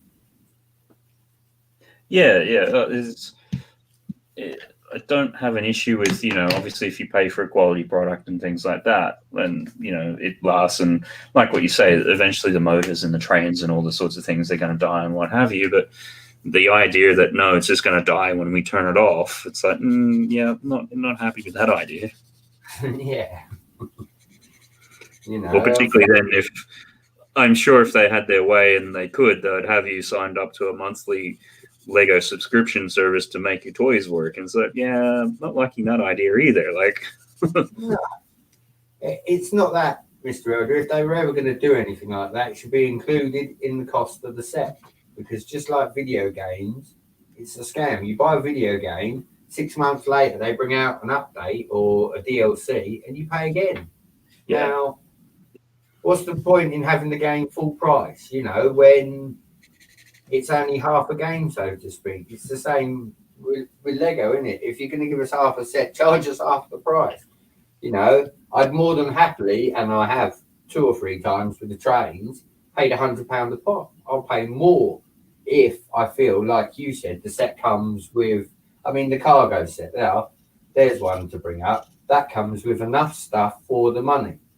You can't complain. You get a crane, you get a train, you get some vehicles as well. Do you know what I mean? And you get all the power functions you need to run that straight away. Now, it is, like we say, going into the bigger boxes now, and you're talking the £100 to £200, but you're not going to need anything else other than what's in the box, are you? No, and that's the sort of thing. Like, I'm sure as a company they would love it that where you're paying a monthly subscription for something, but it's like, no, like we like what you say with video games and things, we've already gone down that track with stuff, and it's like, no, it's like pay for it once and be done with it. Yeah, it's like the apps. If you're going to make them to last. Don't make them with an expiry date. I know we come back to it again, but look at the video games consoles. The latest ones come out in a year or two's time. Last year's model, the old one, the PS4, they're going to stop supporting that. So it's exactly the same thing as is going to happen to the apps, isn't it, Mr. Elder? They're going to say, well, no, you don't need the PS4, you need the new train, the new power functions. And it's like, at what point am I going to be sitting here with 26 different power functions? Yeah, exactly. Then that becomes the next issue. It's like, that's always been the nice thing. It's up until the latest, whatever they call it, the power up and stuff like that. Like, they could bring out new engines and motors and whatever else. And okay, it had a bit of Bluetooth and things like that, but you have the controller, so you don't have to worry about it.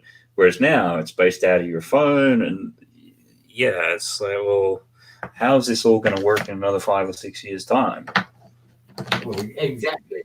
It's not that in 5 or 6 years' time, are we still going to be using basic mobile phones, or are we all going to be walking around with headsets on? Yeah, whatever that next form factor is, or even like some of the video games have discontinued over the years. You can kind of understand it. So like, well, that video game was released on the mobile when you had an iPhone 4. And now it's up to 12. Everything's changed and moved on. And for us to go back and rejig the technology and everything for no additional money, it's as a business decision, it doesn't make sense. No. But from a customer point of view, it's like, well, okay, I'm probably not as concerned about it because, you only paid your £3 or £4 to begin with for the app. It's not like, your video games where you've paid 50 or 60. Yeah, exactly. It's not that. We can all afford to lose 3 or 4, Mr. Elder. We can't all afford to lose the 50, can we? And, when you look at it in Lego, if a train's £100 but it comes with no motor in it, should that train be £100? Not really. Because you're only selling us half the train. I'm not going on a rant here really, But the crocodile, the new crocodile train, it's a lovely looking train, but they didn't finish it. Put the motor in it, charge us the extra, and allow us to buy it already done. You know, if we want to do anything else to it after that, that's obviously your choice. But it would be key to have maybe the two options, like you say, which video games don't. You buy the game, then you have to buy the DLC to continue. With Lego, I mean, the two options, you can have the non-motored and the motored. Now, I know Lego have done this before with previous old creator sets. I think, is it the merry-go-round, Mr. Elder? The Lego Creator 3-in-1 merry-go-round comes with a motor, or you can opt to have it without the motor and motor it yourself. Now, that is how things should be done. If you're up front at the start, then 9 out of 10 times, most people would buy the motor to save having to rush around, maybe go to a second shop to get that motor. I know I would, personally, anyway. Yeah, and this is where I think it becomes down to, like, for that crocodile train, I mean, I hate the look of the thing. It looks like a brown turd to me, so I'm not a big fan to begin with. I know other people love it. But I don't think it was aimed at, your traditional Lego train person who has a track there. It's very much, okay, this is a train you're going to build and put it on a shelf. Yeah, for that reason, Mr. Elder, I haven't got it. I will say this. I understand your choice in colour, but I would recommend that you have a look at, I'm not sure. I don't know whether it's the Canadian version of the crocodile. Go and have a look at some of the different coloured real life ones, and it may change your mind on the crocodile, because I did exactly that and it did it for me, Mr. Elder. I think I see it in yellow and I see it in two different colours, and I was like, wow, is that the same train? That looks different. So again, maybe just a colour change, like a personal colour change, change it from brown to green would be an improvement, wouldn't it? Yeah. No, I'm sure there's probably like what you say, if you have it in a different aesthetic, you might actually then reevaluate it. But I mean, I just sort of looked at it and it's sort of like, I'm not huge into trains to begin with. I just look at that and it's, I think of it more as just like this brown turd with wheels. It's just like, okay, like you want to put it on a plaque like it's 16/9 scale, isn't it? So, you know what I mean? It's not a play vehicle though, is it really? I mean, let's be honest, it's not. It's not for a child to scrum it across the floor. Now, I mean, and that's where, I think, and something which Kevin's always said a lot of in terms of, they're looking at shelf space in their non-traditional Lego stores. And I mean, they're trying to get more of the old style train enthusiast, and like, whether it's a HO scale type person or what have you. But it's always interesting because a lot of your Lego shows, sometimes, at least some of the ones in the UK, they're done in tandem with train shows and things. And a lot of the train people really have an issue with the Lego because more or less it's taking their audience away, because you've got a lot of your old trains are sort of like the grandpa generation sort of thing. And, it's skipped a beat down to the next generation. Sometimes the grandkids are into it. But, a lot of the interest is then like the younger kids are moving across to the Lego. So whether or not, that HO scale and everything is still in the same format in the next 10 to 20 years is an interesting question. Just because the market might not be there for it, because, anyone who's interested in it never got into it, or the older generation has moved on. Yeah. I mean, again, I've noticed, and just quickly, John Ross is put up again about his one. Cabbage Face is on box 3 at the Coliseum. Yeah, it's in the, which, I mean, for that, box 3 and that's probably a fair whack, because I think I saw a Instagram of his Coliseum, and it looked like he'd gotten at least a lot of the lower structure done, which there's a lot of it to do. I mean, again, if I was a shelf collector, I know it's a lot of money, but the Coliseum is a monster build. That would be something worth showing off. In the same respect, I suppose, you could say, as the woodshop teacher said, where he wants to put the Millennium Falcon under his coffee table. You know, I could imagine the Colosseum with a nice bit of glass on top of it in a case would look equally as, you know, attractive to a room if you were setting it up that way. Oh, look, I think it would, you know, it would look fantastic. The problem for me is for the Colosseum is you're doing the same thing so many times. Like at least the Millennium Falcon, there's going to be a fair variety in that.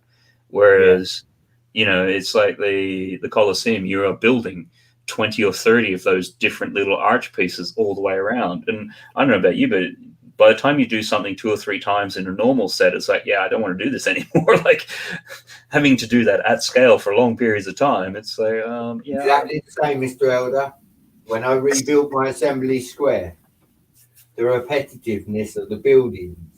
Once you've done the ground floor, the first floor is basically the same with a few alterations, and the second floor is basically the same again. And like you said, by the end of it, I'm like, well, I learned the technique in the first go. Now it's just a case of, getting it finished. How you doing, Steve? Hey, Steve, how you going? Great to have you along. I hope you had a good Christmas. And let's know you'll be be after Boxing Day. So I never asked Steve, are you much into the cricket? Otherwise, yeah, certainly be having the Boxing Day test going on, and that would be at the MCG near you guys.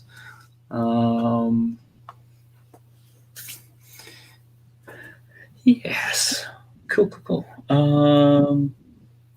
Sorry, what were we going on? The Colosseum and the repetitiveness and that, and you were saying Assembly Square. Yeah, even when I did the Ghostbusters Firehouse, you've got like the outside. In your shorts, I've got to say, I did see that in the shorts. I was watching your shorts. Just trying to. Which? Oh yeah, the shelf. Yeah. On the so I mean, same sort of thing. Like at the end of it, it looks great, but actually building that brick with a snot or whatever else, and you're doing it, repeating it layer after layer after layer after layer. It's like, oh god, that was painful. I remember that. So yeah, it's almost like, all right, just move on to the 10,000 piece Lego set, and let's just leave the Colosseum where it was. And Steve saying, yeah, I love the cricket, but don't watch every ball. LOL. Yeah. Very much an English game. I always find it funny that until I guess the last couple of decades, half the tests used to end in draws. And it's like, how can you play a game for 5 days and have it end in a draw? Like, surely something would have figured it out. But which seemed a very English thing to my mind. It's very gentlemanly. Yes, we played a game for 5 days and it was a draw. Are you much into cricket at all, Brad? Or no. I'll be honest, Mr. Elder. I don't do sports. Okay. Probably, a couple of hobbies. I mean, me and the partner used to do the car shows and things like that in the UK, but obviously with lockdown, it killed all of that again. People can't go and meet up, and the whole idea of car meet is you go and meet up. So. What sort of car? Sort of all the modified boy racer types. I've been around like my end of the UK quite a while, Mr. Elder, and I've obviously done some of the big car cruises. I went to NEC Birmingham when they had a car show up there with the Max Power many years ago. I've been in the scene for the cars probably 20 years, sort of a lifetime really. And yeah, when I met the wife, we started going to the shows a bit, and then obviously Corona happened and everything else. And yeah, that was the end of our car show life. But I mean, to be honest, the Legos took over anyway. There's just not enough hours with this Lego. Some days I'll sit in here and I can't even touch it. I'll sit and watch YouTube and I'll watch other people and I'm happy with that, but I can't touch my own Lego. It's one of those. Like I've been watching Al Murray and he gets this curse called barman's hands, where his hands don't work. That's what I get like with the Lego. it's a real thing. Like, I come down there, I look at it, and I'm like, I want to build. But no, and yeah, I have days like that. Definitely, I started the city before Christmas, and yeah, as you can see, I didn't get very far. Yeah, but was it you on Instagram that where you basically stripped it all back to your road plates? Yeah, yeah. All I've got is the diner, a little octane garage, and I built the city bank, which I got for Christmas off the wife. And yeah, I built that. I think was that on the Thursday. I think I built it. I don't know. I might have built it Christmas Day, but yeah, I built one of the two sets I got off the wife because they were both city sets. I got the tuning shop and I got the city bank with the new Lego magnets, which I haven't had the fun of playing with yet. Well, apart from obviously assembling it. But yeah, no, the Lego magnets seem quite good. I'm impressed, definitely impressed with it. Okay, yeah, because pre-lockdown we went into the Lego store and they just released the magnets, and you could have a bit of a play with it, and it's like, yeah, I could see where there might be some interesting applications for this. Yeah, yeah. I mean, light years away from it, but again, the magnets and that, the way it holds the side of the bank and that, if you was doing a stop motion or whatever, I think, it would really add to the effects the fact that the magnet holds it in place. They haven't cheated on it, Mr. Elder, and I respect that.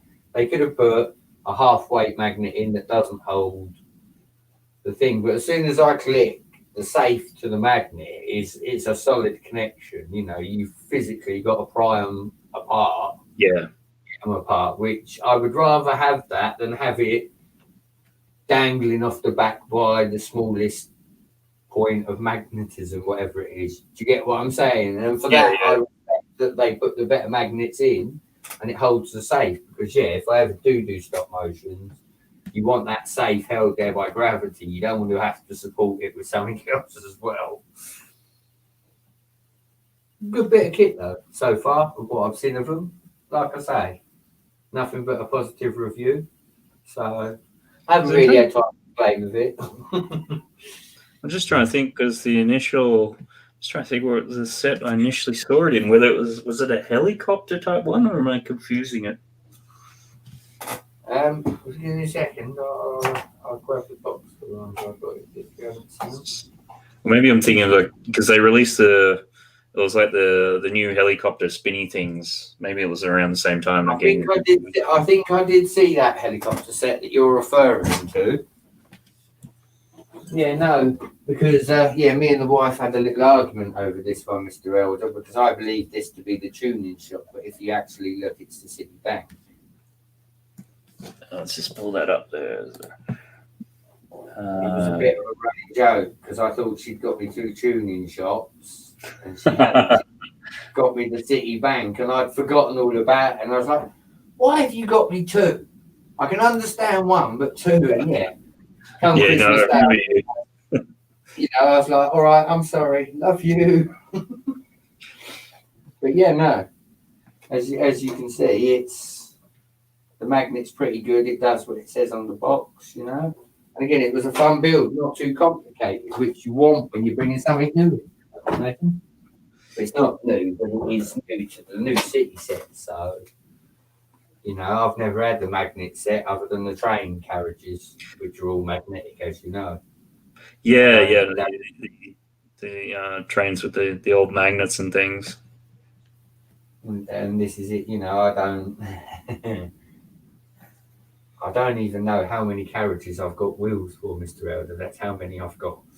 But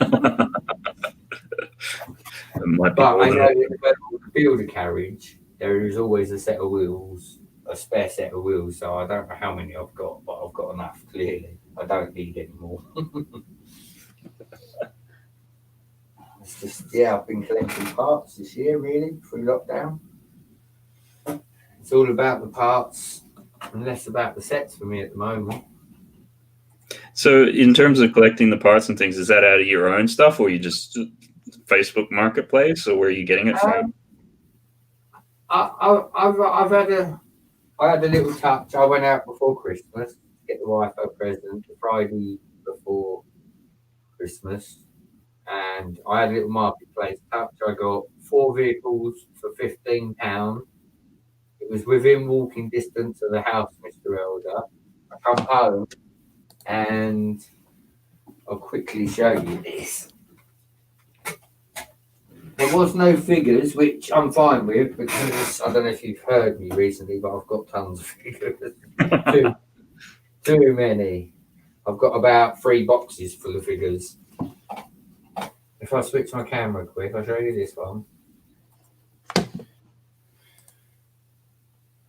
Can you see this one? Is it the tracks? The technical rules? Yeah. This come in the box, and there was a couple of other jets from Marvel. I paid £15, come home, and that one was about £25 on its own. So I had a little touch. It was all done COVID friendly. I had a mask on.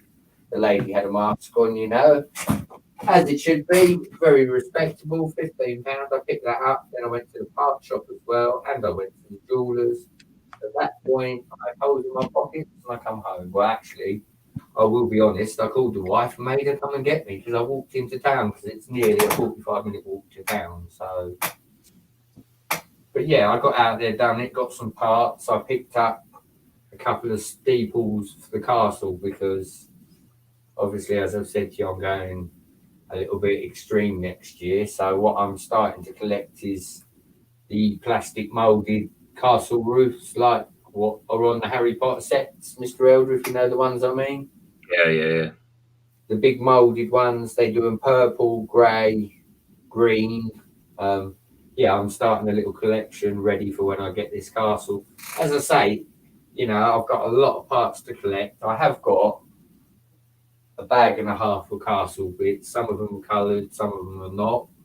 But I want to keep the castle as traditional as I can and eventually pick up a load more knights. Do you know what I mean? I've got a dragon for the castle, a genuine Lego dragon that I bought for my son with his set. It's all going to be in this big layout on the Millses when I do it over the case of the next year. But yeah, just having a little start collecting pieces here and there. And I mean, the bits I was buying were criminal. They were pennies, literally pennies. To come home and buy them on eBay, it would have probably cost me 4 or 5 times what I spent at least.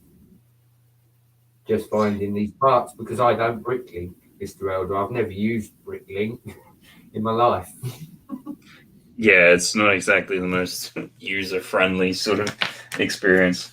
It takes a fair while to get your head around it. But I mean, that's the thing. If you can get the marketplace ones, I think I've managed to pick up the what was it, the bucket wheel excavator off there. There's somebody local, like this was about a year ago, and they built it once and just wanted to get rid of it because they were moving, and it was like £40. Yeah.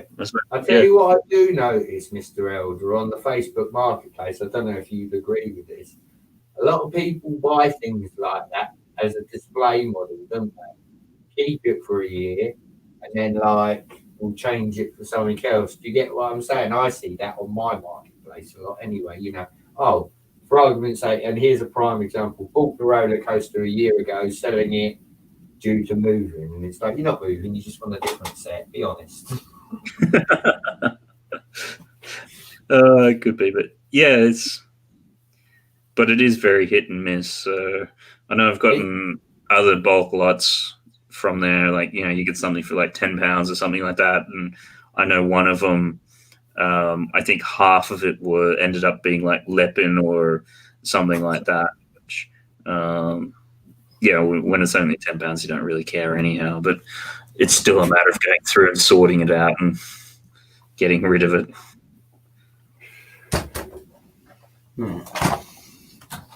Speaking of Facebook Marketplace,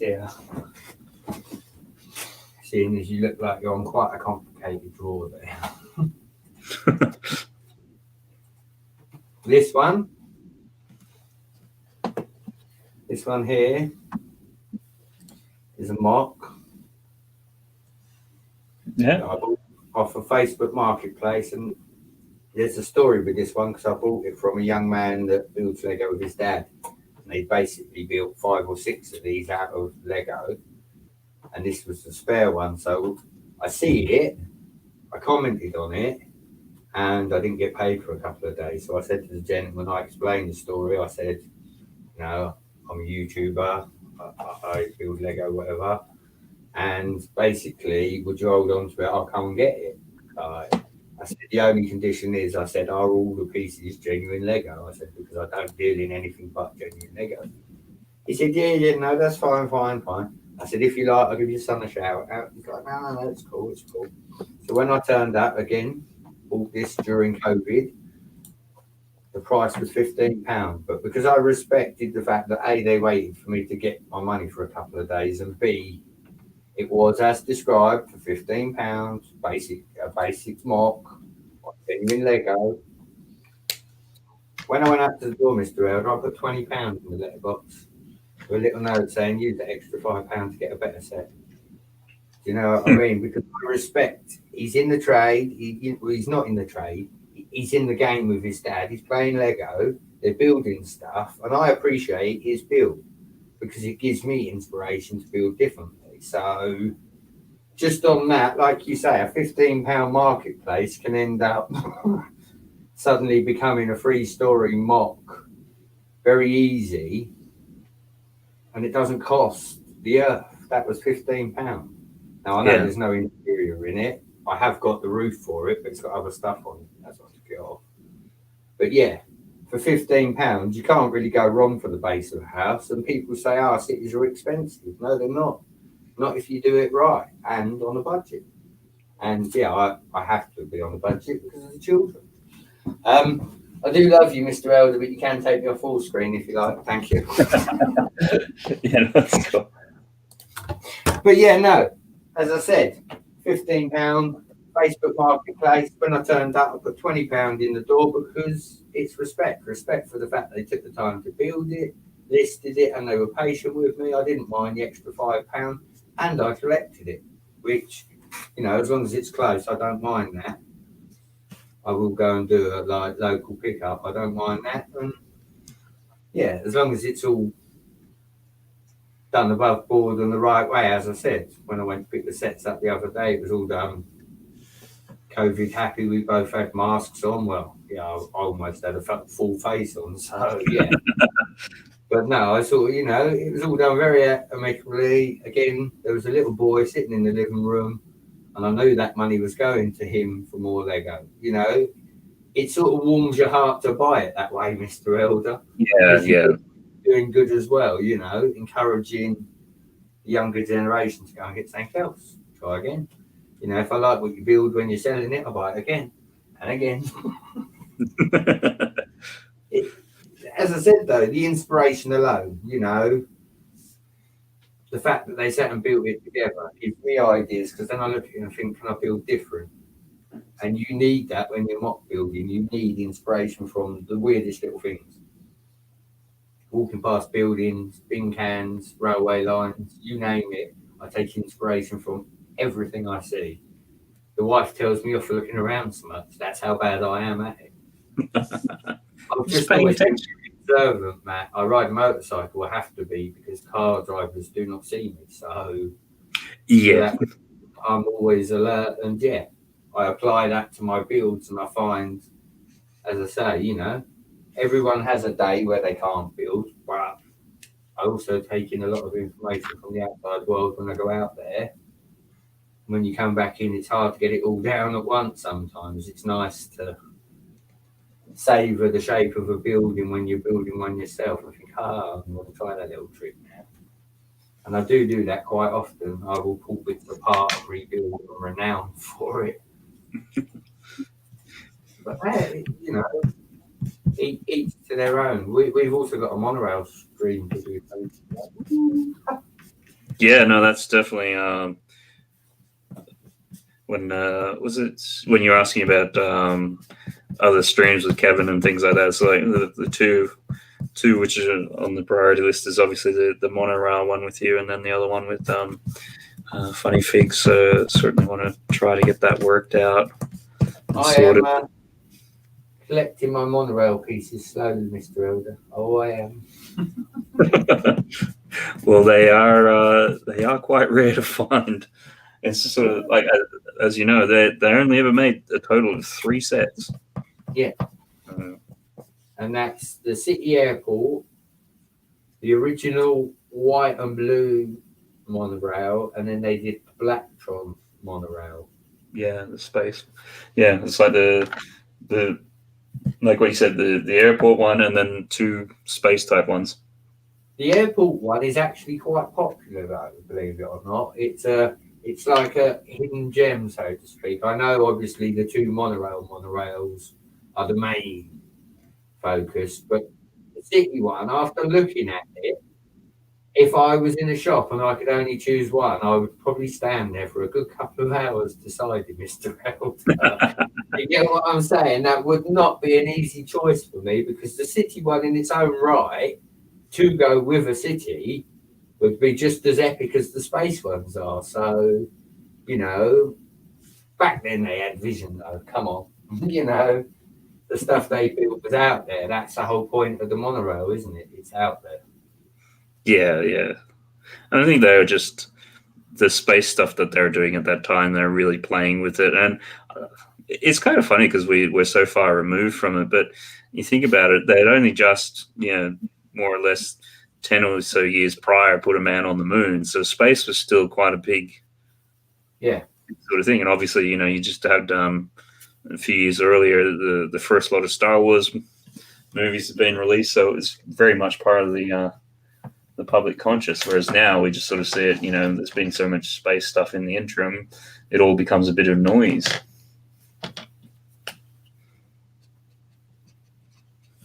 Well, this is it. I've noticed a couple of our fellow friends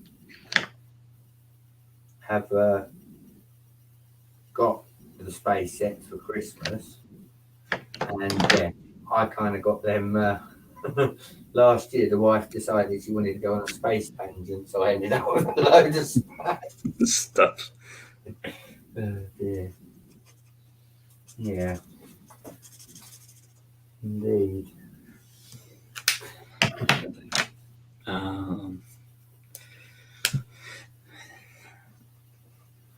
Yeah, I think getting back to something you were saying before, if they're talking about locking the schools up again, it's like, no.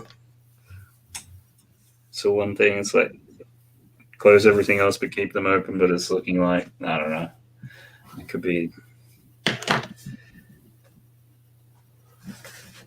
I mean, don't get me wrong, I'm a parent, so I can cope. But the whole thing with the at-home learning, I don't think the kids apply themselves like they should. Because you can have, and I quote, Justin Bieber on in the background. Do you know what I mean?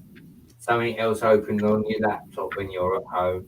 When you're in school, you don't get these rights, and you focus on what you're there for.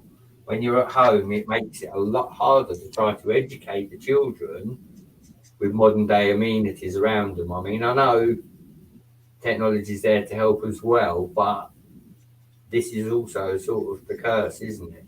By not being in the classroom and getting that 100% teaching, it's going to affect the grades. Oh, yeah, undoubtedly. It's and I mean, there's a reason why teachers go to, teaching college and all the rest of it and spend years learning how to teach kids. Like, to go, right, here you go, off you go by yourself, good luck. It's like, okay. Exactly that. I mean, like I say, it's not that with the schools, Mr. Elder, they're always going to be somewhere where you can potentially catch something. At the moment, there's an alert every week when the kids are at school. And every other week, there's another alert. So, I mean, if they're going to keep them off, then they've got to be more strict with what they do during the day. And I don't say that lightly because I never loved school as a child myself. But I do believe you've got to keep the children focused for a minimum of 6-7 hours learning, straight learning, calm. I know some would say that's torturous, but you've got to keep that attention while you've got that attention, because once kids are interested in something else, you've got zero chance of getting them back interested in schoolwork. Yeah. not every time is fun time, and yeah. Well, I think what you're saying in terms of distractions at home, I think there's also too, the teachers, because of the way that it's an authority structure and set up and things like that, they're more, what the kids say to you versus what they say to the teachers is two completely different things. Well, that's it. They know in a structured school that they won't get away with that, whereas at home, not so much. Yeah. At home with mum and dad, let's see how far we can push things. Yeah. But no, like I say, whoever's up there in control needs to get control and decide what's going to happen. We can't constantly live in a state of flux. It's just upsetting everybody. Yeah, and I mean, we're also just in general, as much as introverts might not like the idea, we are social creatures. Like that's how society works. Being locked up away from everything, it's not doing anyone any favors. But yeah, anyway, that's just.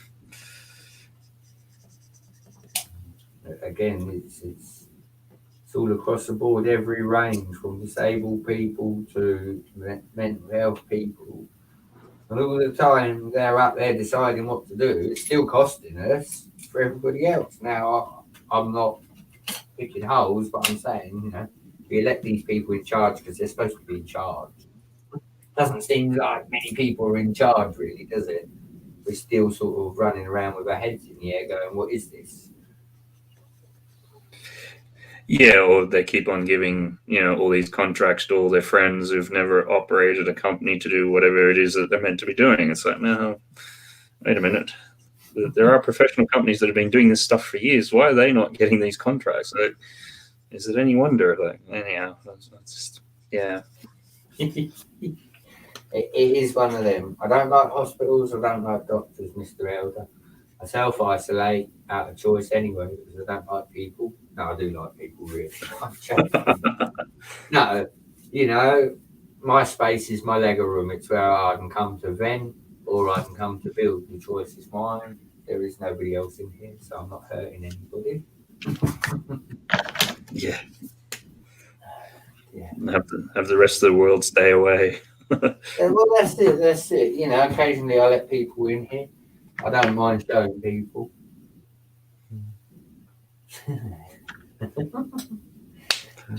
I love the grin on the face on that one, Mr. Elder. That's quality. I just like it's the sort of thing. It's like you have something in your head, and then what comes out on paper is much not quite what you wanted, but oh well.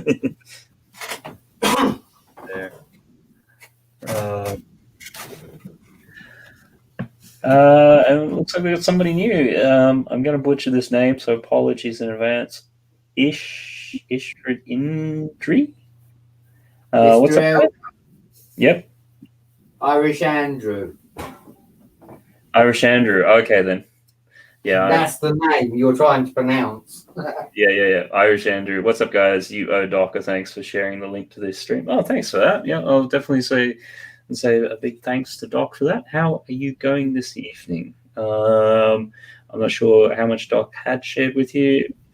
Just go through and pick a theme. This theme today is year in review, and people in the chat tell me different subjects to draw. So the current one, somebody else suggested that I draw a picture of me drawing a picture of somebody else's request. So that's kind of what this means.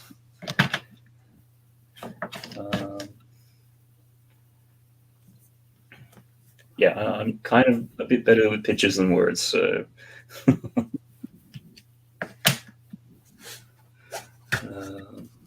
great to have you along.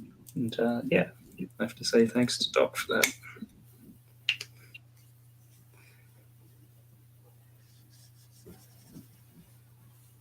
I do apologise, Mr. Elder. I had to let the dog out.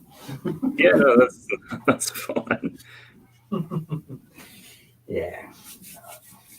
So where are we at for time? It's hours. 10 now. Yep. So I am thinking I am going to do a short one tonight. Well, short for me, it's still 3 hours. But I think, this might be a good one just to end on for the year.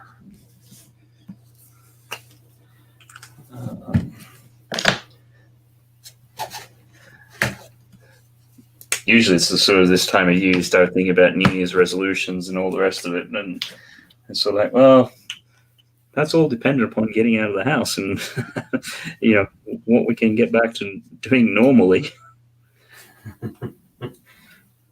It sounds like you've got a plan with your castle mocks at least, or your castle mock. Yeah, that's the only definitive thing I have got. I can tell you the spoilers.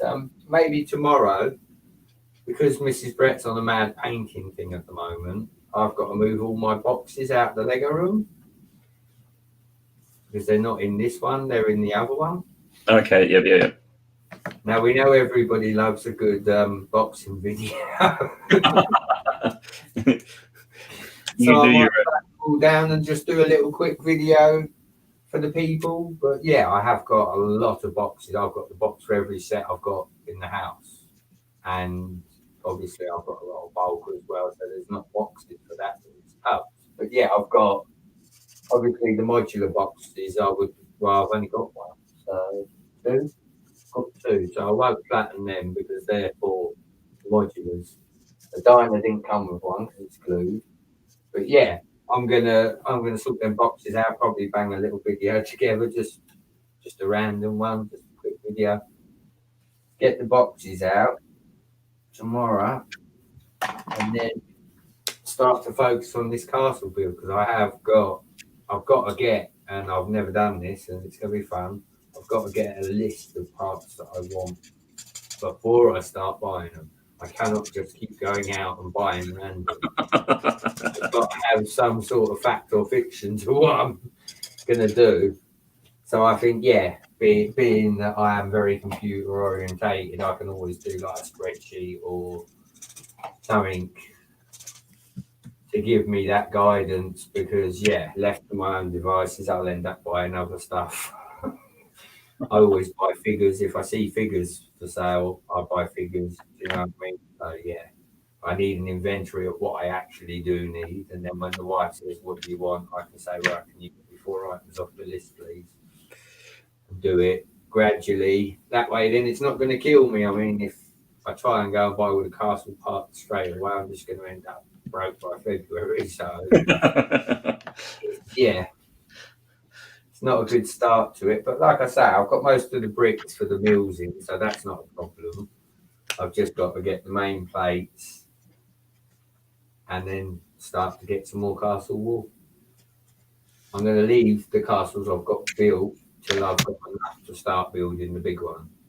Because as is, I do like to look at the Lego castles. They are quite, what's the word? Different to look at. I don't know. Yeah, just unique. I like the look of the castles. Hi, Doc. Hey, Doc. Thanks for coming along. And you also gave a link out to Irish Andrew. Have I got that right? Wrong? So, yeah, thanks for that. I think Doc, I might actually just be having a short one. So I've done 3 hours, so I think I might just sort of leave it there for tonight. Just do a quick recap. Hope that you had a good Christmas and everything. So the topic for today was a year in review. So just sort of all the wonderful things that have happened, where we've been to. So we started off with something that we all recognize well and truly by now, which certainly defined this year.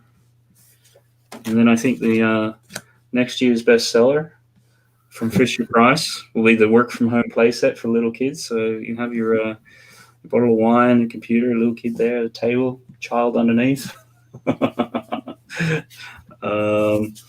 And then after that, we had the Queen's speech, the first draft, what she probably really wanted to say. rather than what actually did end up coming out. And then somebody wanted a 501st, because that was obviously released this year to much fanfare, I guess. And then finally, the suggestion was me drawing a picture of somebody else's request, which I thought might be a really good way to end the year. Thanks very much for everybody who's been coming along to these for the year and everything like that. Be back again to do it next year. And thank again for Brett jumping on for a few hours, having a chat. Anytime, you know that. It's not a problem. Appreciate that. And yeah, if there's anything on your channel you want to give a plug for, or what's coming up with you. I haven't got anything, but I'm just going to quick whisper to your ear. Have you seen that Doc done the first part of the 72-hour winter?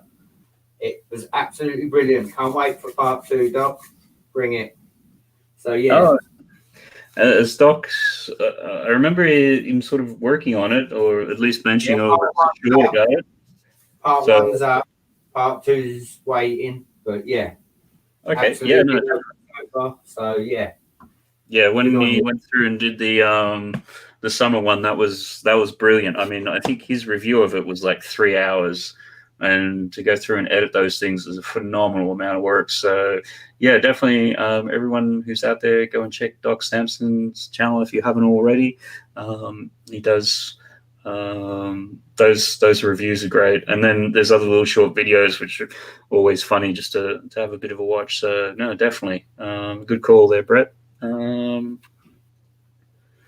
yeah, we'll certainly in the new year organize that monorail stream that we've been talking about for a while. So that will complete that. 100%. Definitely with that. Thanks to everyone who's been around. We had Doc and Irish Andrew and Steve and Marley Min and Molly Smith and Just Build It, Creep Trap, Tweety Animation. Just trying to. Those are all the ones which jumped off the top of my head. I think Juan was around for a bit. My sister Cabbage Face, who was in. Just John Rosie.